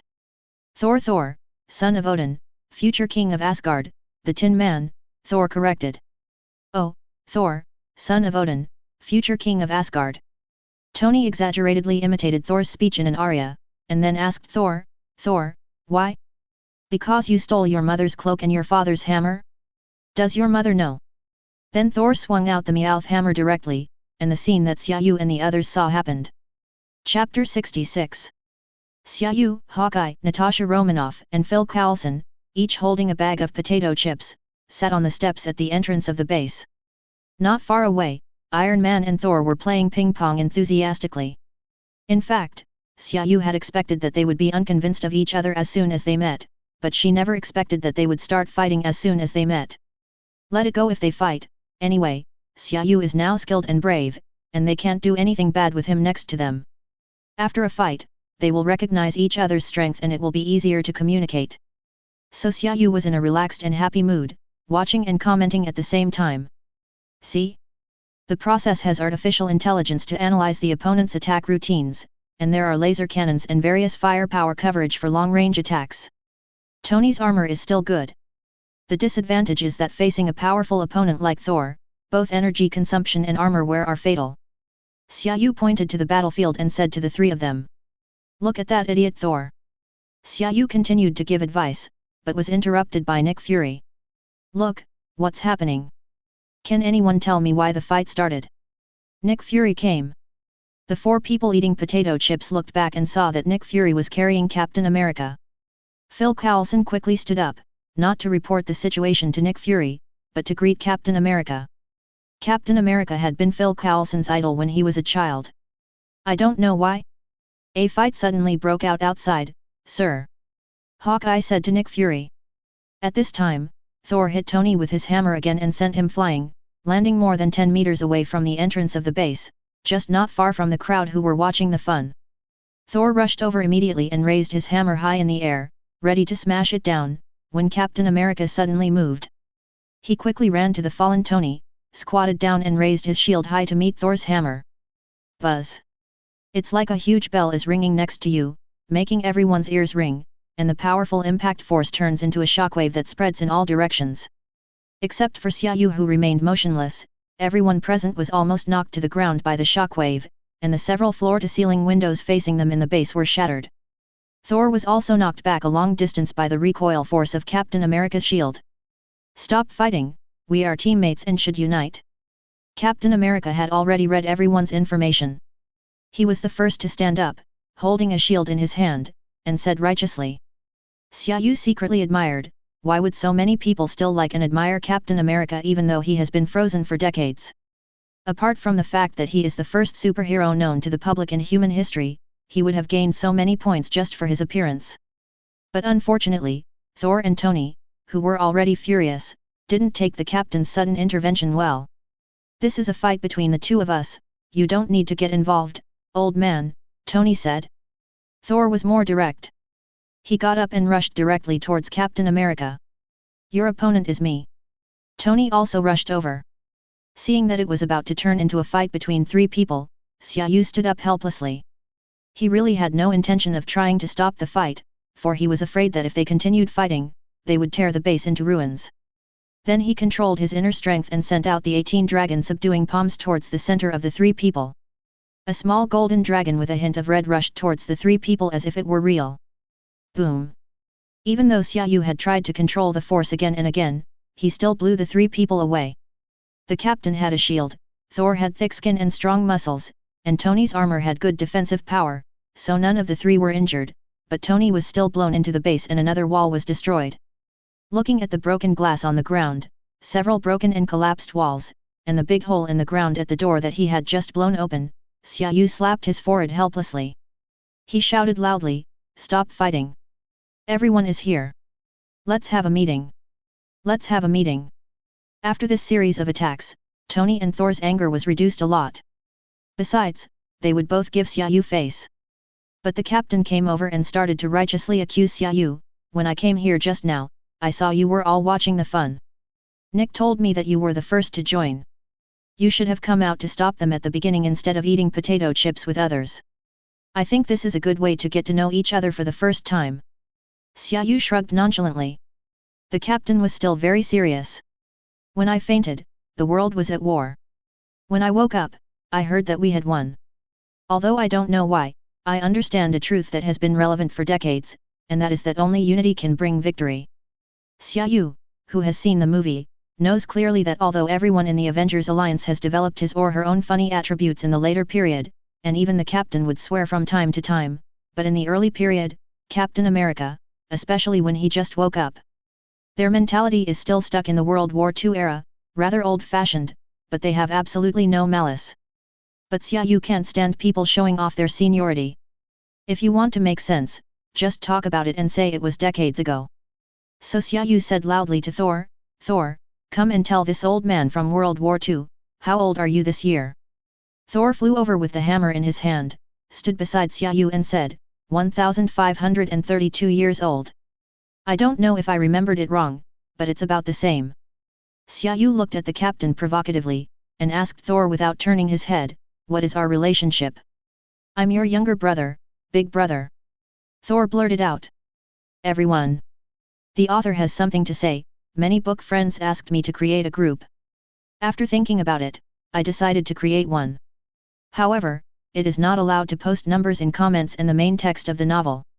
However, you can try using the phone number that Xia Yu gave to Thor at the beginning of chapter 64. It may be a QQ group number." Chapter 67. On the day Avengers was founded, the first meeting was held in a friendly and harmonious atmosphere, surrounded by broken glass, collapsed walls, and several half-eaten bags of potato chips on the table. Everyone looked at each other, no one knew what to say. The atmosphere was a little awkward. Xia Yu took out a few cans of the legendary Fat House Happy Water from the space ring, and pushed a can across the table to each person. "It's still cold," Tony Stark exclaimed. "That's right, there is nothing I can't come up with," Xia Yu said proudly. "I don't believe it. Are there any bananas?" Tony said. Bang! Tony Stark had a bunch of bananas in front of him. "Dried blueberries," Tony continued. Bang! Captain America's card. "This is Phil Coulson." Bang! A thick stack of cards. The chief's eye patch. Hawkeye made a big splash. Bang! A golden metal eye patch. "This looks like it belonged to my father." Thor looked at the eye patch curiously and reached out to take it. Xia Yu quickly took it back. "You're wrong, Thor, I didn't take out the eye patch, especially your father's eye patch. I don't believe you can come up with anything." Tony Stark thought for a moment and said, "Jericho missile." Bang! Xia Yu took out a Jericho missile and placed it upside down on the conference table.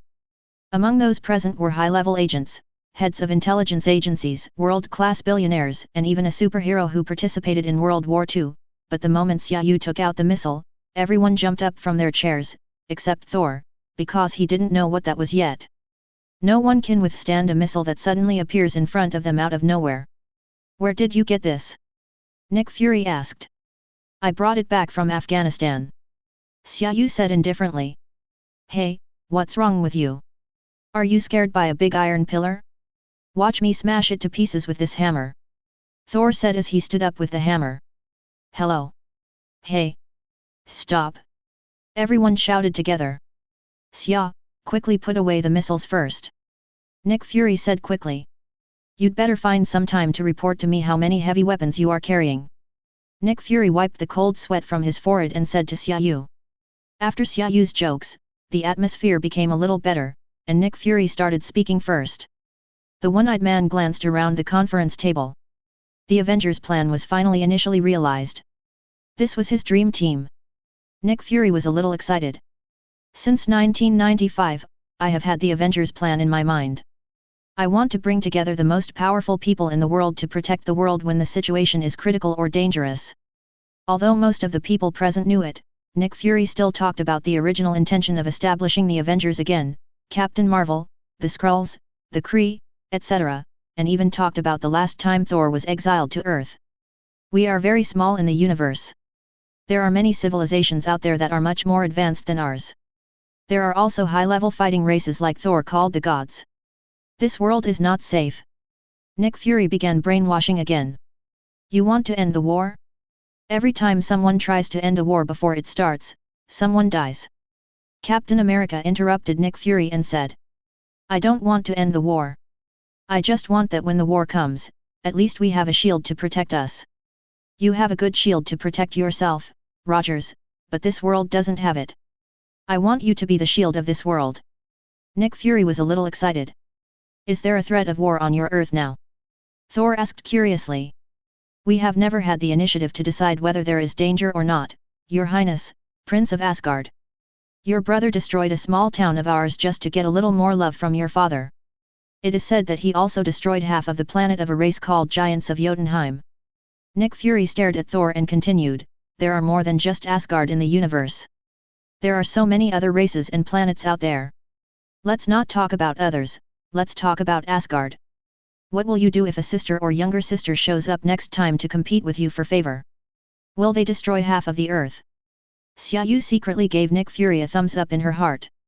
You are only one eye away from becoming a fortune teller. Thor actually has a warmongering sister and he doesn't even know it.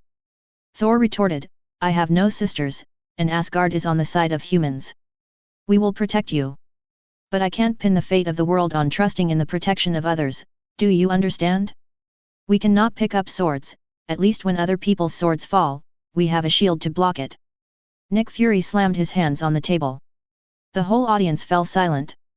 Nick Fury's idea was right. We should always be on guard against others. Seeing that no one spoke, Xia Yu spoke first. I'm the first one to join. Let me say this first. Anyone who is willing to join the Avengers must agree with Nick's ideas. At least everyone has the same big goal. There's a saying in China that you should say the ugly things first. I'll be the first to say them. Xia Yu nodded towards Nick Fury and continued, I told you before that I trust Nick Fury, but I don't trust the director of S.H.I.E.L.D. You are right. The Avengers are a shield protecting the world. We don't want to become a sword in the hands of some politicians. So whether it's S.H.I.E.L.D., the government, or the World Security Council, we don't want to care. Even you, Nick, you can supervise us. As you said, we are a nuclear warhead. I understand your concern, but I think the Avengers should have relative independence. This is my suggestion, what do you think? Xia Yu asked everyone. Tony Stark naturally raised his hand in agreement. Thor is currently the fool, follow the big brother, raise your hand. Captain America thought about it and agreed. Natasha Romanoff naturally agrees. Hawkeye was the only genuine Avenger who did not express an opinion, and everyone looked at him. Hawkeye sat in solemn silence. Everyone looked at him and no one spoke. Hey, Clint, talk. Natasha Romanoff called to him. What's up, what's going on? Hawkeye said, the guy was obviously distracted. People are asking for your opinion? What do you think? Be serious, said Natasha Romanoff. Oh, sorry, I was just wondering if half of the planet in Giants of Jotunheim was destroyed, the top half or the side half. Would it be like the Apple logo, as if it had been bitten? And can the planet still rotate if half of it is destroyed? Chapter 68. In fact, as long as a team has the same general goal, everything else can be adjusted slowly, so the first collective meeting was generally successful. All the necessary things have been said, so let's let everyone get familiar with each other on the first day. Considering that we just had a fight, we really need to do some team building together to enhance our relationship.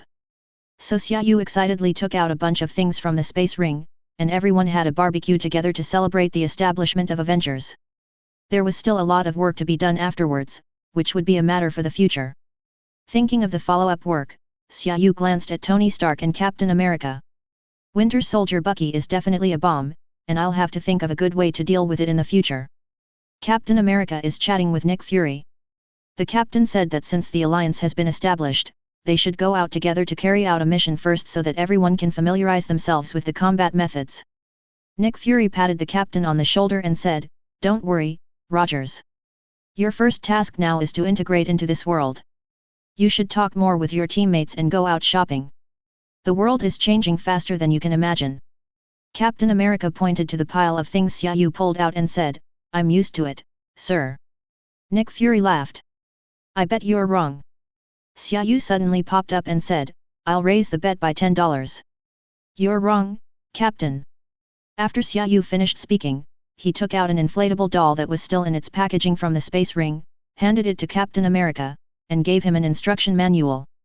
A minute later, Captain America took out two $10 bills, gave one to Nick Fury and one to Xia Yu, who winked at Captain America. He said mysteriously, Captain, Do you know that on a certain website, the thing I just gave you is the one that has long been ranked first in sales? The face is based on your photo.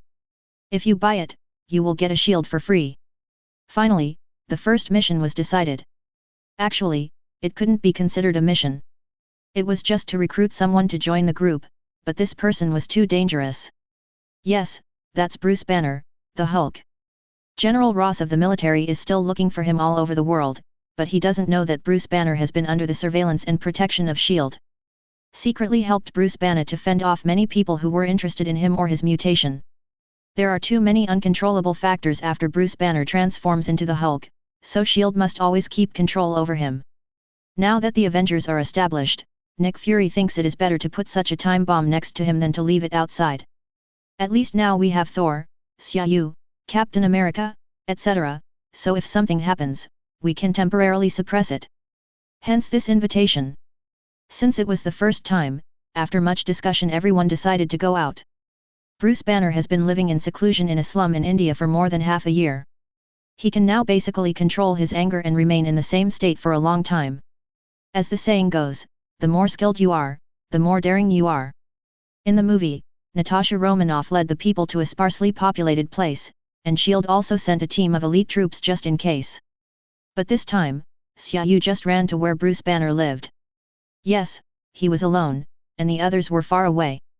After considering everyone's strength, Xia Yu could talk to Bruce Banner. Even if Xia Yu collapsed, he would not be crushed to death when facing the Hulk. Thor could also escape unscathed when facing the Hulk, but it was better for him to go and talk. Xia Yu sat in Banner's house for about 10 minutes, and then Bruce Banner came back. Who are you? Dr. Banner was calm. Guess. Xia Yu didn't play by the rules at all. Bruce Banner was too wary of people in government agencies. I remember now, I've seen you on TV. They called you Dragon Rider. You're from S.H.I.E.L.D. Why did you find someone with super abilities to deal with me this time? Bruce Banner said. Xia Yu directly threw his S.H.I.E.L.D. ID over and said, Look, I'm just a consultant in S.H.I.E.L.D. In fact, I'm not a government official, and I have no interest in helping them. Then what's your purpose in calling me here? I'm fine now and don't want to be disturbed by anyone. I think you're destined to be disappointed this time. Bruce Banner was busy organizing the medicine box on his back.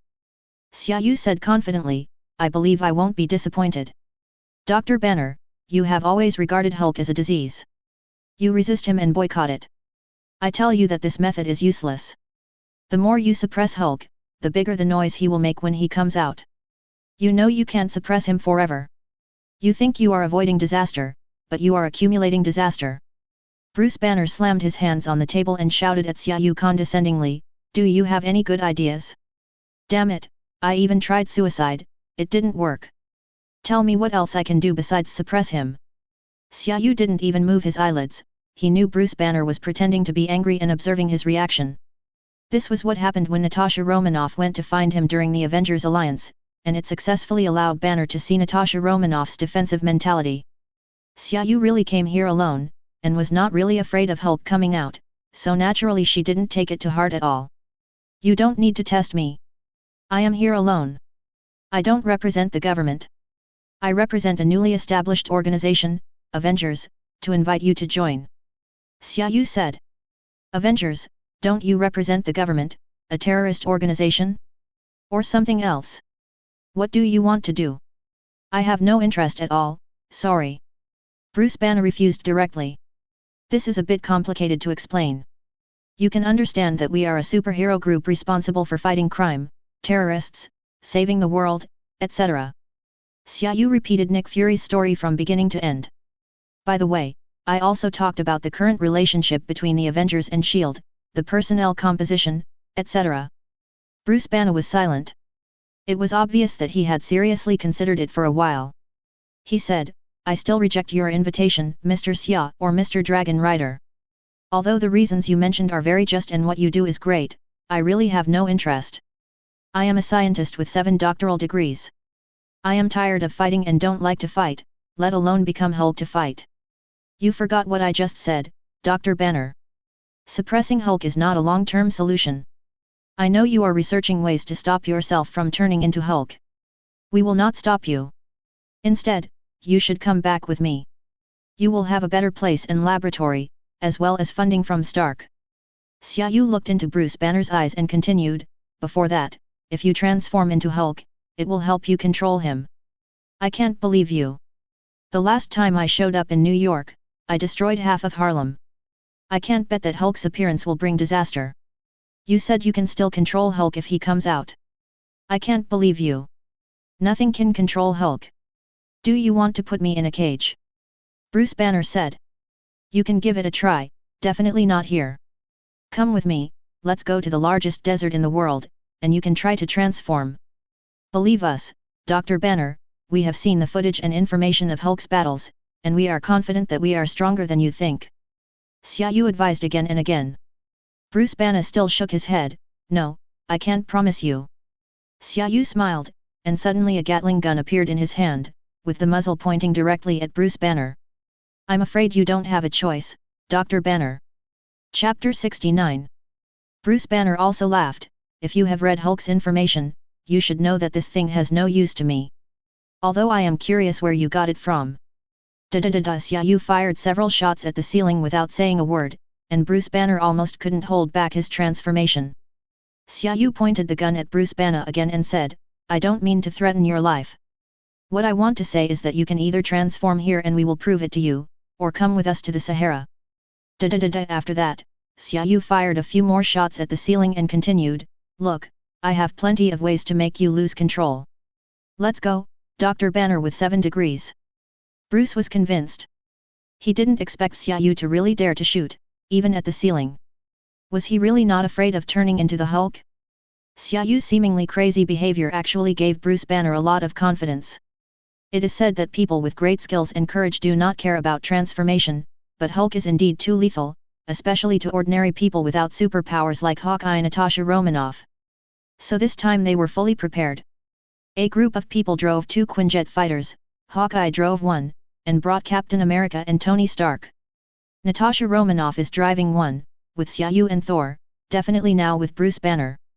In this way, even if Bruce Wayne transforms in flight, Xia Yu can still escape with Natasha Romanoff, and Thor can completely hold off Hulk for a while.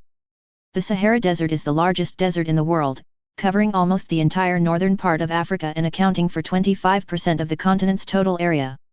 The desert is about 4,800 kilometers long from east to west and 1,300 to 1,900 kilometers from north to south, with a total area of about 9,065,000 square kilometers, which is almost enough to fit the entire continental United States.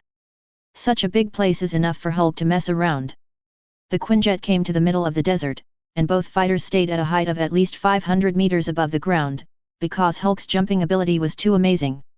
If it was lower, they were afraid that Hulk would jump up.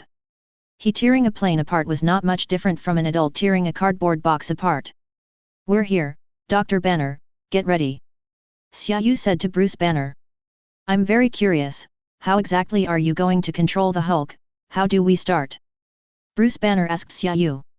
Xia Yu gestured to Natasha Romanoff while watching the tail hatch slowly open. Xia Yu suddenly turned around and smiled at Bruce Banner. How do we start? Definitely transform first. After that, Xia Yu knocked Bruce Banner out of the plane with one palm. Ah! Natasha Romanoff, please pull it higher a little bit, be careful, I'll go down first. Xia Yu said to Natasha Romanoff. Okay, Xia, be careful. Natasha Romanoff responded. This was the plan proposed by Xia Yu. Find a deserted place and release Hulk first. Xia Yu would talk to Hulk first. Everyone's impression of Hulk was beast. Those who have seen the movie knew that Hulk was just a child who was ignorant and chronically angry. But Banner had locked him up for a long time.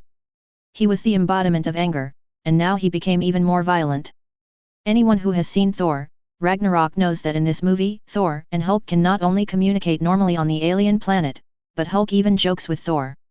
So Xia Yu concluded that Hulk is just a naughty kid. You can try to talk and communicate with him more, but the prerequisite is that you have to be strong enough to be released during this period. So Xia Yu chose to go down and have a chat first. If that didn't work, he would try to press his sleeping point. Although he was thick-skinned, Xia Yu's internal strength was now dozens of times more refined than before. If that didn't work, he would beat him up together with Thor. But no matter what, Hulk had to vent his energy first. The only difference from the original plan was that Bruce Banner was pushed down directly by Xia Yu. Xia Yu jumped off the plane, and when he was almost on the ground he saw that Bruce Banner had turned green and was slowly growing larger. The pants really don't get damaged, no matter what brand they are. Roar. After transforming, Hulk first let out a long roar towards the sky.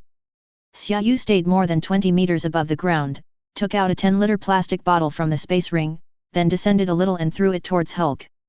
"Hey, Hulk, please have some juice," Xia Yu said very kindly. Xia Yu just wanted to give it a try, but she didn't expect Hulk to look at the bottle with confusion and actually picked it up and drank it.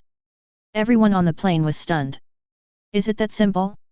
Xia Yu landed, slowly walked to Hulk, and tried to speak again. "Hey, Hulk, can I talk to you? I have no ill intentions, I just want to make friends with you." Hulk was still drinking juice and ignored Xia Yu's words. Xia Yu just stood there and watched Hulk finish drinking the juice, then crushed the bottle and threw it on the ground. Xia Yu spoke again, "Hulk, let's talk. Is the juice delicious? I still have some.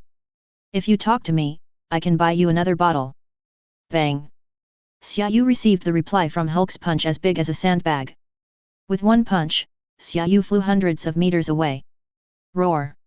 After knocking Xia Yu flying, Hulk roared to the sky again, and then pounced towards Xia Yu viciously. "Xia, are you okay?" Everyone's concerned voices came through the headset. Xia Yu stood up and shook his head, saying, "It's not that easy. I'm fine. I'll accompany him to vent for a while." As soon as he finished speaking, Hulk had already jumped to Xia Yu's side, and his right fist was like a big hammer, smashing down towards Xia Yu. Xia Yu did not dare to be careless, and used all his strength to block it with both hands. Chapter 70. Hey! Upon contact, Xia Yu discovered that Hulk was not as difficult to deal with as he had imagined. "Thor, you don't need to come down yet, and Tony doesn't need support for the time being.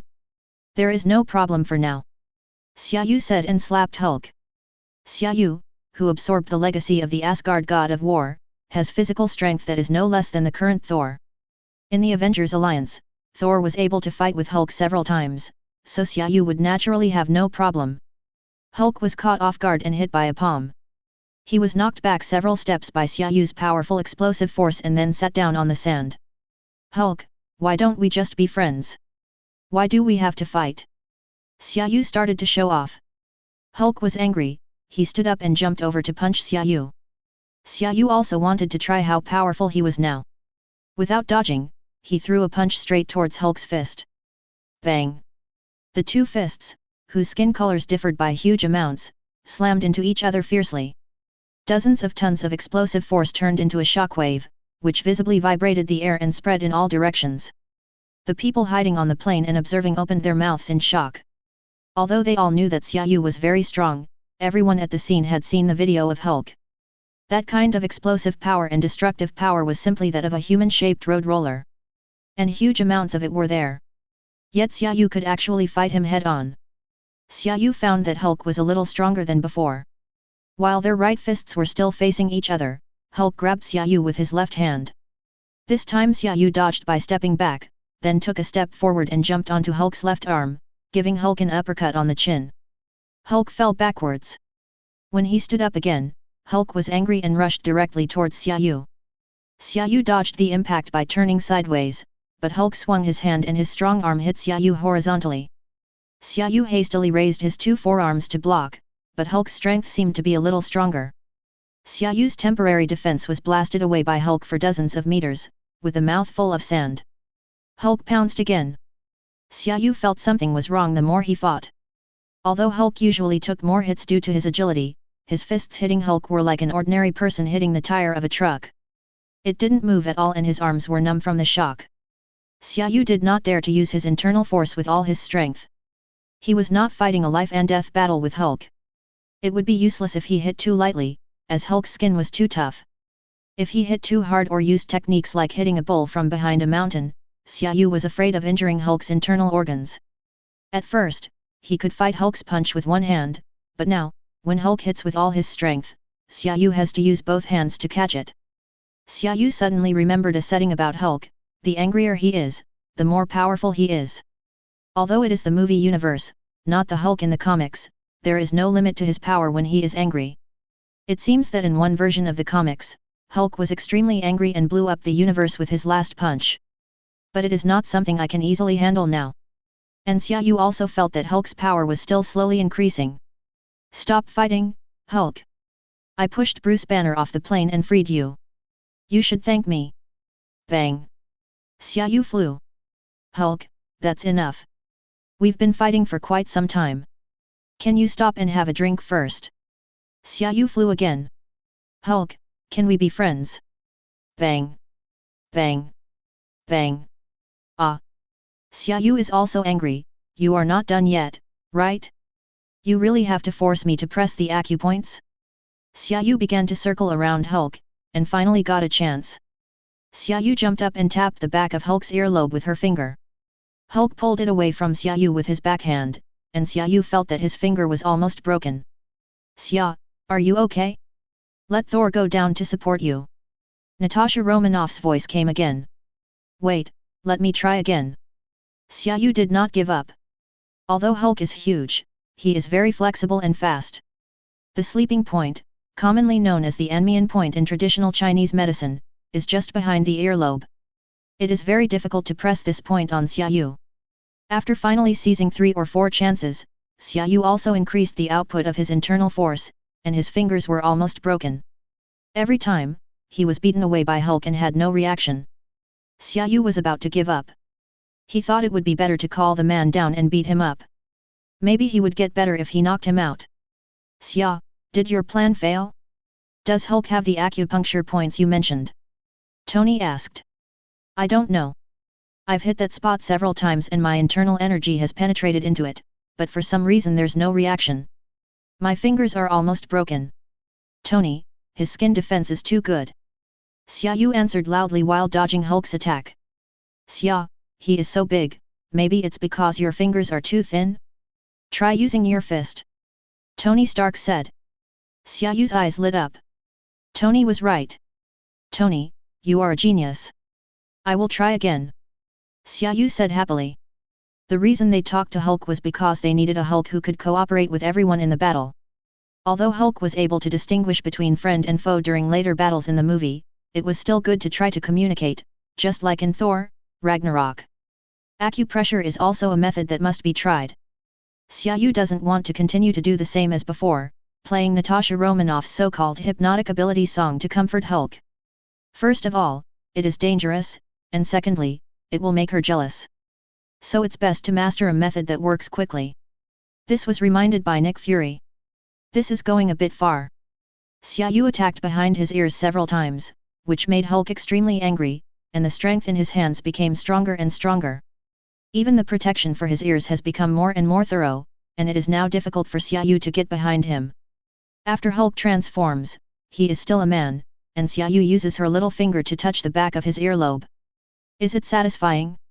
So Xia Yu failed to get behind Hulk several times. Xia Yu became anxious and dodged Hulk's punch head-on. She jumped up and flipped over Hulk's head, trying to punch Hulk's earlobe in mid-air. As a result, Hulk grabbed Xia Yu with his other hand and threw her away like a sandbag. Ah! Xia Yu was really angry.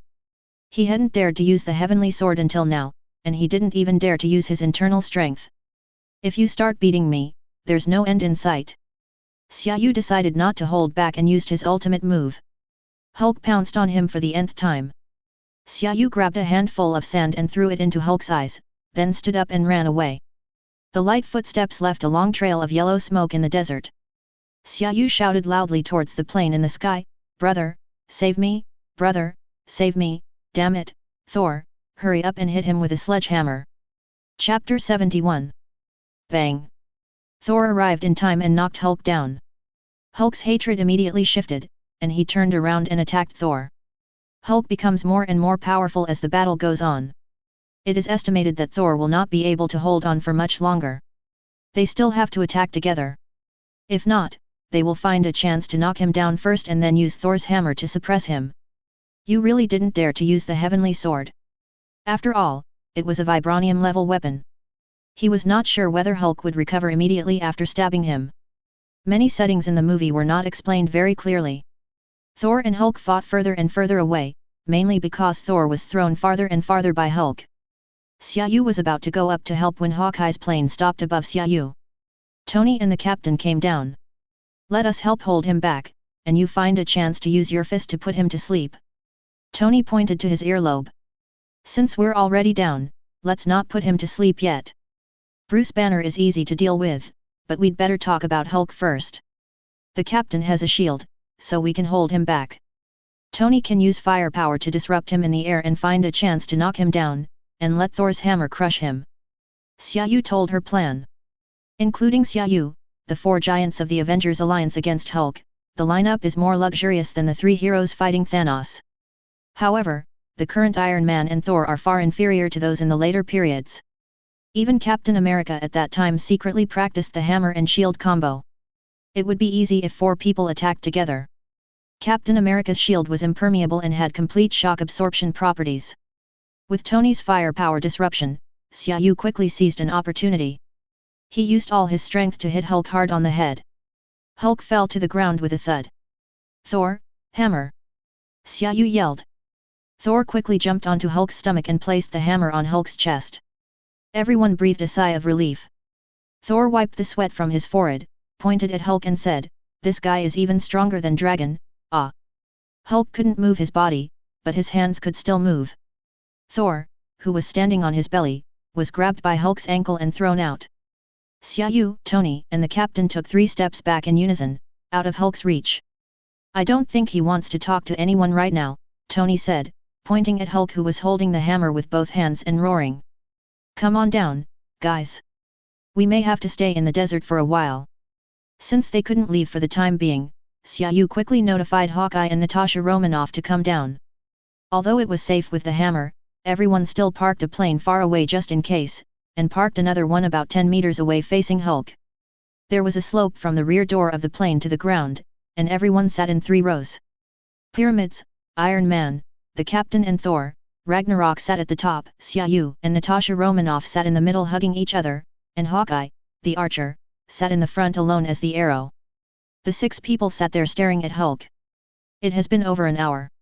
He completely ignored us and kept struggling. He couldn't lift the hammer with his hands, but that didn't stop him from smashing things around with his hands and feet. Fortunately, we were in the desert, otherwise even if there was steel underneath, it would have been smashed to pieces by him. "You're too energetic, aren't you?" Natasha Romanoff poked Xia Yu's belly with her finger. "I'm thirsty." Xia Yu is now a mobile supermarket, there is everything. Hearing this, he took out a bunch of drinks and beer from his ring, thought about it and took out a bucket of ice. The beer was not cold when he bought it. Although the sun was blocked by the plane, it was still very hot in the desert during the day. Seeing Xia Yu taking out so many things, I hurried up and each of us took a bottle first. Thor came up and got a bottle of beer. He drank half of it in one breath, burped comfortably, looked at Hulk and said, "Do you want to give him some? He must be thirsty too." The other few people looked at Hulk who was still roaring and hammering the sand with his arms, and said in unison, "Go if you want." "Captain, don't you always say that you can fight all day long? Can you compare with him?" Tony pointed at Hulk with the drink in his hand. The captain shook his head. "I was supported by my determination to never give up." He didn't seem to know what tiredness was. "I admit defeat, but how did you know this?" "I didn't tell anyone after I woke up. My father once used you to educate me, and he would occasionally mention things from the past, things that happened with you, not many, only about 1,000 times." Tony made a disapproving expression. Mentioning Tony's father Howard Stark, the captain's face was full of memories. "I remembered talking to your father before I crashed, Tony. Your father was also very crazy when he was young. One time he flew a plane with Agent Carter and me deep behind enemy lines." "Hey, Captain, these stories are all in the museum. Tell us something we don't know, like your unfulfilled date." Natasha Romanoff interrupted the captain and said with a smile. Everyone started to make a noise, even Hawkeye turned around and looked at Captain America with a gossipy look on his face. The captain blushed for a rare moment, smiled shyly, glanced at Tony and said, "It all started at the Stark Expo. I was very thin at that time." Captain America told the story between him and Peggy Carter with a sweet face. Tony Stark present had heard about it from his father, and Xia Yu had seen the movie. But at this moment, when the captain slowly tells this love story, it has a different flavor, especially when the background music is the Hulk's roar. When the captain talked about how he went to Howard Stark to get equipment, was forcibly kissed by the girl at the door of the laboratory, and was discovered by Peggy Carter, everyone booed in unison.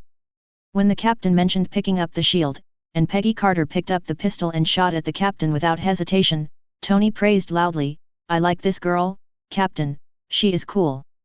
When talking about the last dance that he missed, Natasha Romanoff asked him, "Captain, if you still have a chance to complete this dance, will you go regardless of everything?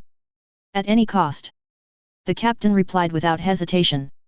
"The author has something to say, I feel a little unwell and have been feeling unwell all night. The second chapter will be posted later today in the afternoon. I will go to catch up on some sleep first." Chapter 72. The Avengers Alliance was staying up late in the desert with Hulk, but the board group was truly closer for the first time in the story of Captain America. "You humans are too fragile. You are more than 60 years late. My father once went on a campaign that took him a full 100 years. I was only 7 years old at that time."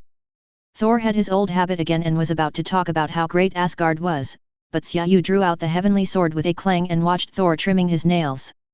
Thor then wisely shut his mouth. "I'm hungry." Thor looked at his elder brother aggrievedly. At this time, the sun was gradually setting and the temperature in the desert was gradually dropping. So Xia Yu decided to eat out. Xia Yu's rings never disappoint, with a long table, a variety of fruit drinks, cakes and desserts, steak, lamb chops, and pork knuckles. Xia Yu filled a long table with food, just like the buffet restaurant in a high-level hotel. Time has stopped in Xia Yu's space ring. He has stored a large amount of food and drinks on Earth and Asgard. Some of the things are freshly cooked, such as Asgard's grilled lamb chops. Because it was still hot, the aroma was everywhere, and the group had just started eating for a while when suddenly there was a thunderous slurp. Everyone stopped eating and looked at the source of the sound, Hulk. Seeing that everyone was looking at him, Hulk tried to push the hammer away with both hands again, but it still didn't move. "Hulk is hungry." There was a hint of shyness in his voice. Finally he spoke. To be honest, Xia Yu had already planned to camp here. Xia Yu took a large grilled lamb chop, came to Hulk, and handed it to Hulk from a distance. "Here you go." Hulk didn't hesitate to take it and stuffed it into his mouth, breaking even the bones, and swallowed it in no time. There was only one piece that was enough for Hulk to fill his teeth, and his stomach growled even louder. "Hulk isn't full." Hulk tried to look up at the table. Xia Yu smiled and said that it would be easier if he talked. "I can take the hammer away and let you get up, but there is a condition. You can't fight with us. You can eat whatever you want, but I still have some. But you can't fight any of us. We just want to be friends with you. Eat first." Who said Hulk was simple? He didn't even answer your question directly. "No, you have to agree first, otherwise I won't give you anything to eat." Xia Yu refused. "Hulk, I promise you, you are not allowed to use the hammer to press Hulk again, never again." Hulk began to negotiate. "Okay, I promise you." Xia Yu winked at everyone. Thor and the captain stood in front of the crowd. Xia Yu nodded and reached out to recall the hammer. Hulk jumped up suddenly, scaring everyone. Hulk ran to the dining table in 2 steps, picked up a lamb chop with one hand and stuffed it into his mouth. Only then did everyone slowly let down their guard. Except for Xia Yu and Thor, who were thick-skinned and tough, everyone else was on high alert, carefully taking food from the other side of the table. Even the captain held the food in one hand and the shield in the other. Since there was a big eater here, Xia Yu had to take out a lot of grilled meat and big barrels of beer. Xia Yu had collected a lot of these things in Asgard. Hulk swept away all the food on the table in no time. "You, Hulk's friend." Hulk sat down on the sofa and pointed at Xia Yu. "Since we are friends, let's talk. We are here to invite you to join us, the Avengers. We will provide you with everything, and we need you to fight with us." Xia Yu tried to be as straightforward as possible. "Hulk likes fighting, stop using your hammer to suppress me. Hulk obviously has some trauma about Meowth hammer." Xia Yu smiled, "Don't worry, I will never use the hammer to suppress you again, but we have a condition. When we are not fighting, you need to turn back into Dr. Banner." "No Banner, Hulk, no Banner." Hulk slammed his hands on the ground and began to roar. Xia Yu quickly stretched out his hand and pressed down into the air. Calm Calm down Hulk, listen to me, you are too strong, you will break things or hurt others if you are not careful. It is easier to live as Banner. Hulk is only responsible for fighting, isn't it good? No Banner, I said no Banner, roar. Hulk yelled. But Hulk often smashes things and scares others.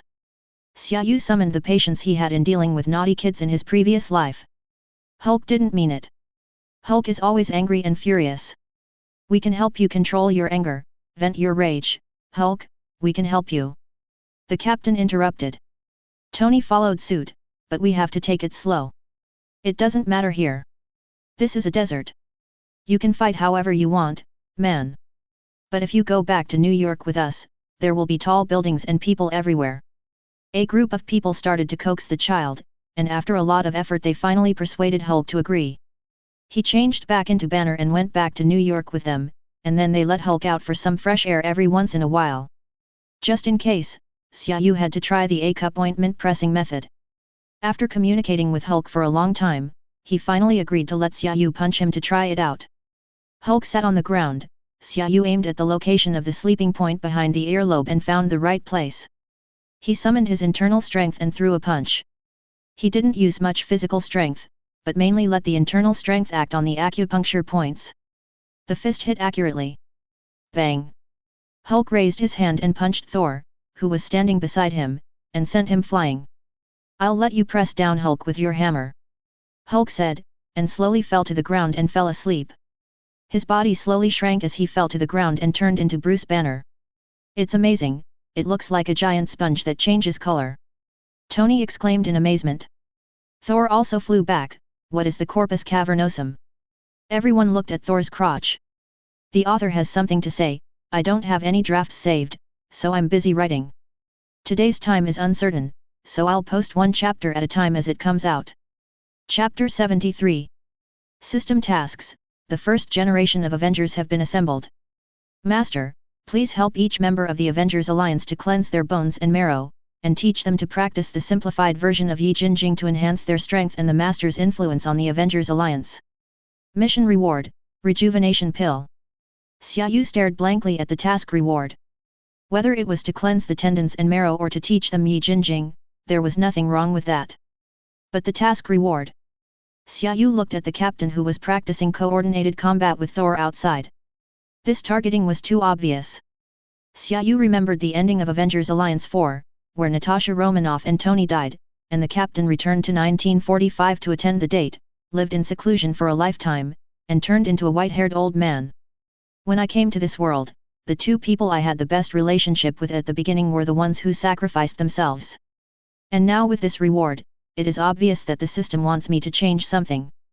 Xia Yu thought back to what Mr. Li had said to her, do whatever you want to do, follow your heart. FKU, why think so much? Let's talk about it after we get the reward. Xia Yu cursed inwardly and went out to face Thor and the captain. After Bruce Banner joined, Tony found a common language with the genius scientist. He immediately had a lot of equipment brought in and set up a laboratory. Xia Yu threw the remains of the destroyer to the two of them for research, and asked Tony to upgrade himself and his armor. The rest was up to them to do whatever they wanted with it, and they could make whatever equipment they wanted. He conducts a step-by-step marrow cleansing exercise for everyone every day, and then leads everyone to do a simplified version of the Yi Jin Jing. Even Phil Coulson is involved, although Nick Fury mostly put him here to monitor him. But after all, they are half of our own people, and the people in S.H.I.E.L.D. and the Avengers Alliance in the movie all have hidden saintly qualities, and they always take it as their responsibility to protect all mankind. This sense of responsibility transcends national boundaries and race, and has a bit of the flavor of the great love in the world that Tang Monk talked about in Journey to the West, Conquering the Demons. Except for Tony and Natasha Romanoff, who did not need marrow cleansing and meridian cutting, Thor's body was also full of energy. Just as Odin said, the upper limit of the Protoss has been set, and the cup is so big and cannot be expanded. However, the simplified version of the Yi Jin Jing is unexpectedly suitable for everyone. The difference is that this set of exercises is just laying the foundation for others, but for Thor, each practice can quickly improve his absorption of energy in his body. Although it is very slow, but if it continues like this, Thor will be able to awaken the power of Thor much earlier than in the movie. But because of the nonsense Xia Yu said when he taught Tony the Yi Jin Jing before, he definitely couldn't avoid it this time, and he had to kowtow 3 times and bow 9 times in front of the incense table and the incense burner. The difference was that this time Xia Yu was standing nearby and chanting, "For the revolution, protect eyesight, do eye exercises." When everyone was kneeling 3 times and kowtow 9 times, Tony was standing nearby with an air of being the eldest senior brother of the section. Definitely the title of the sect is also inevitable. Xia Yu's Imen Chuixu Tony Invincible in the East, Thor raising his hammer and cursing at the sky, Captain America King of the Golden Wheel, Banner Divine Punch Invincible, Natasha Romanoff Red Snake Fairy Hawkeye the Condor Heroes. Although Banner, Hawkeye and Natasha Romanoff can speak some Chinese, it is limited to communication. They don't quite understand the meaning of these 4 character combinations, such as names and nicknames. Just because this is a ritual of Xia Yu's mysterious heritage, everyone's face is extremely solemn. Xia Yu was almost laughing like crazy. These were not Avengers at all, they were the 7 devils of New York from the Sun Moon cult. Finally, Xia Yu came to Phil Coulson, patted his shoulder and said, "Although we teach the same things, you are an outer disciple, and your title is different from ours. Seeing that you are upright and righteous, your title will be Gentleman Sword You Buckin from now on."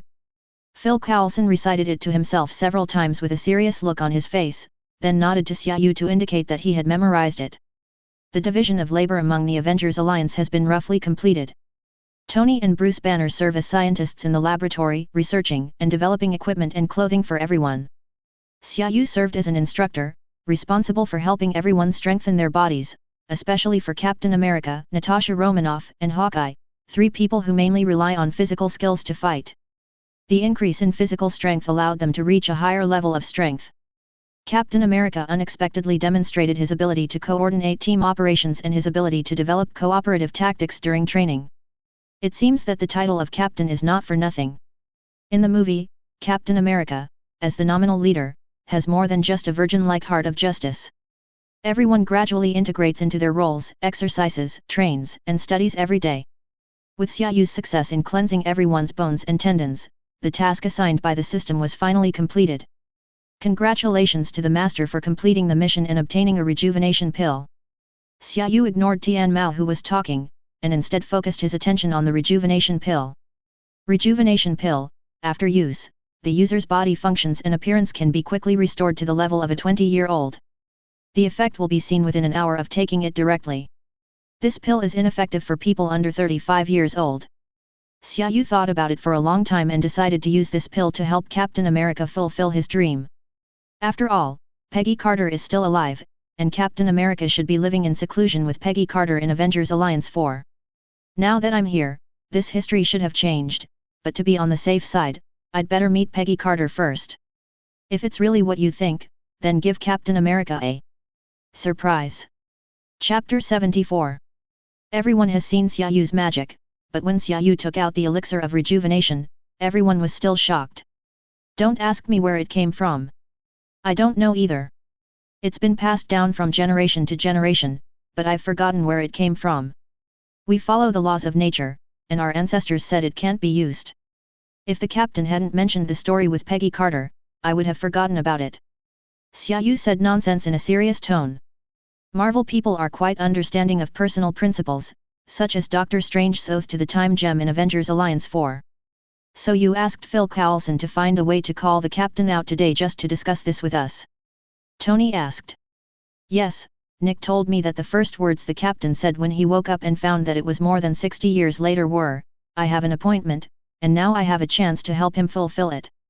What will you decide? Xia Yu asked everyone. No one has any objection to this, but Tony and Dr. Banner's analysis and research on the rejuvenation pill has definitely been fruitless. It is a product of the system and is not so easy to crack. This made Tony and the others feel truly proud of their identities as disciples of the Sun and Moon sect. It was incredible that such medicines could be made in ancient times and that modern instruments were completely unable to analyze their ingredients. Everyone, there is one thing. Since we want to give the captain a surprise, should we recreate the scene at that time, said Dr. Banner. It's better to go back to the original location. Does anyone remember where it is? Hawkeye was quite enthusiastic about this. Naturally, as a woman, Natasha Romanoff remembered this kind of thing clearly. The Stoke Club should be in London. Wait a minute, I'll check it out. Damn, this place has turned into a specialty store. Natasha Romanoff slammed the keyboard hard. Then buy the property rights of this store and find out who the owner is. Xia Yu said without hesitation, he is a rich man now. Dr. Banner glanced at Xia Yu in surprise, I thought Tony Stark was the only rich guy here. Xia Yu shrugged, he is indeed the only one. In front of him, I am just a food and clothing. I'm afraid this is going to be difficult, guys. Natasha Romanoff turned the computer screen and said to everyone, look, this whole street has been bought by a Paris bank. They have plans for the future of this street. I guess they won't sell this building to us, right? Xia Yu was anxious. Call and negotiate. I'll pay 5 times the price for this building. Banner and Hawkeye gave Xia Yu a thumbs up, so cool. Natasha Romanoff has been a spy for many years and is fluent in various languages. She has also been undercover in major companies many times and is very proficient in business negotiations. She quickly called to clarify the time. Soon Natasha Romanoff hung up the phone and said to Xia Yu helplessly, they said that their bank is not short of money.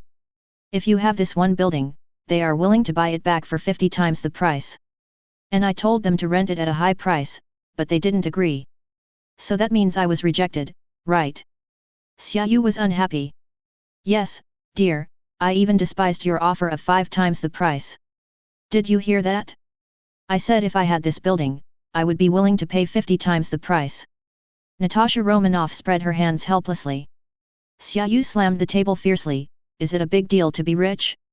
Believe it or not, I can just fly a plane and push Banner off that street and see what he can do.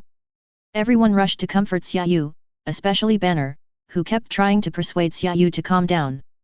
As the saying goes, killing is not enough, so why do you release Hulk? Xia Yu wanted to make this event perfect, otherwise it would not be worthy of her own elixir of rejuvenation. 50 times?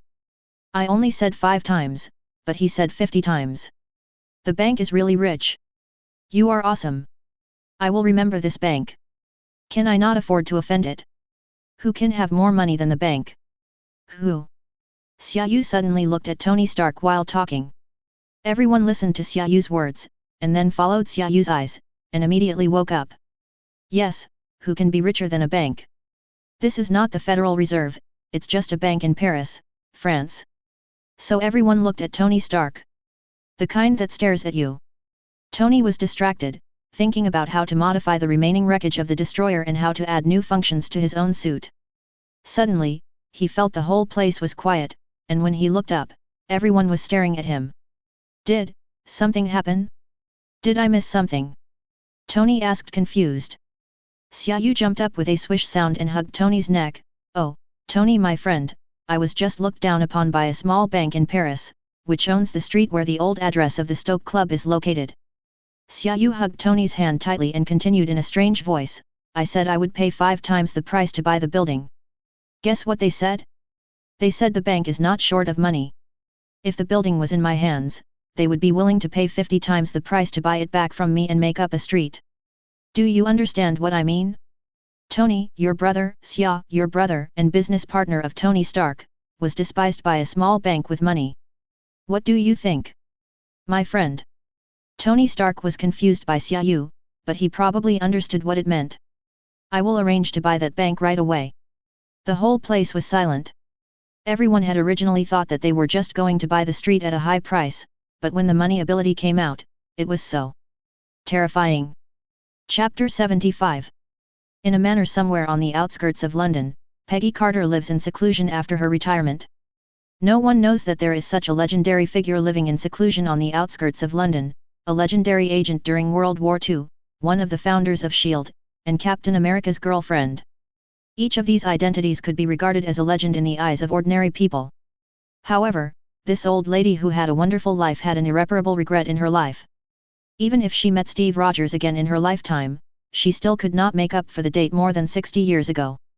At the moment, Xia Yu and Natasha Romanoff met the legendary Peggy Carter through S.H.I.E.L.D. Peggy Carter was already over 90 years old, and it was difficult for her to pick up a cup to drink water. Even so, when Xia Yu explained her purpose to her, Peggy Carter's thoughts were completely clear. Xia Yu did not hide anything, about the formation of the Avengers Alliance, about the joining of Captain America, about their regrets, and about the rejuvenation pill in his hand. Peggy Carter remained silent after hearing this. Natasha Romanoff became anxious. Don't worry, we are definitely not here to harm you. Although this medicine sounds magical, I believe Xia. He always has many magical things. Peggy Carter smiled and looked up at Natasha Romanoff. You misunderstood. I have encountered all kinds of magical things in my life. I don't doubt you. Even if it is poison, it doesn't matter at my age. I just wonder if this is fair enough to Steve. He has the opportunity to start a new life. Xia Yu was shocked when he heard that. What he feared most was that there was another Captain America who accompanied Peggy Carter through life. That would not only be Captain America's business, but also mean that the future might be the same as in the movies, which he could not accept. Miss Carter, we heard Steve tell us the story of you and him. You may know him better than any of us. He is willing to help others and make the world a better place. This is also part of his job, but he misses the past very much. And the nostalgia I'm talking about is not just for that era. Xia Yu paused and continued, he's a great guy. He looks forward. He had everything in his time. Now here, he has learned to work, to help the world, and to make new friends. He hasn't stopped moving forward, nor has he closed his heart. But for him, he still longs to go back to the past, back to that Saturday, back to the club you made an appointment with. He would do anything for it. This era has everything, but he doesn't have you by his side to live with him. This is what he wants. Peggy Carter tried to sit up tremblingly, and Natasha Romanoff quickly came forward to support her and put 2 pillows under her. Peggy Carter touched Natasha Romanoff's hand and said, he's a good speaker. You have a great boyfriend. I thought I was satisfied just to see Steve again, but I didn't expect you to give me a second chance. Thank God, thank you. Xia Yu was relieved. Then let's start now. When you regain your youth, there are still many things waiting for you to do. How to restore the Stoke Club to its original state depends entirely on you. Peggy Carter showed no hesitation this time. She took the rejuvenation pill from Xia Yu and swallowed it. Natasha Romanoff, I have a new identity. Tell Nick Fury that I don't want anyone to know about this except you. As soon as she finished speaking, Peggy Carter's body underwent visible changes. Her dry white hair quickly became thick and shiny, and its color returned to dark brown. The changes in the body are even more amazing, just like a shriveled and wrinkled balloon that was quickly blown up and became round and plump. Oh, my God! Natasha Romanoff exclaimed, holding Xia Yu's hand. Don't just think about God, it was your man who did this, said Xia Yu. The miracle that happened to Peggy Carter quickly affected everyone's enthusiasm. Everyone was enthusiastic about this matter, and the entire street of Stark Club and the bank behind it became the property of Stark Industries. The only thing Stark did was to assign the house to Peggy Carter's new name, and Peggy Carter gladly accepted it because Howard Stark was a very good friend of hers. Xia Yu felt a little embarrassed because he was the one who proposed the matter, so he told Tony that he would pay for the building, but was mercilessly mocked by Tony's money ability. Tony raised his chin slightly and said to Xia Yu like a proud little rooster, forget it, you should save this little money to buy a yacht. Things officially started here. Phil Coulson brought Captain America back to the SHIELD training base and asked him to help train new members of the action team, saying that he would make use of the strength of Captain America's idol. Xia Yu used the excuse of taking Natasha Romanoff to Iran to carry out a secret mission. Thor said he had to go back to Asgard to deal with something. Banner and Tony wanted to go to a large laboratory in Los Angeles to research new equipment. Although the captain said that it was suspicious that so many people were busy at the same time, under Phil Coulson's careful arrangements, the captain was so busy every day that he had no extra time except for eating and sleeping, so he didn't think too much about it. After checking the information and photos, Peggy Carter's memories, and with Tony's strong financial support, the Stoke Club was finally restored to the way Peggy Carter remembered it. That day, Xia Yu called Phil Coulson and said, "We are ready. We can start the action. Remember, Saturday night, 8 o'clock. If you enjoyed this video, please give it a like and subscribe to the channel so you're notified of future uploads. You can find the next parts in the playlist visible on the screen or on my channel. Thank you for watching, and I'll see you in the next one.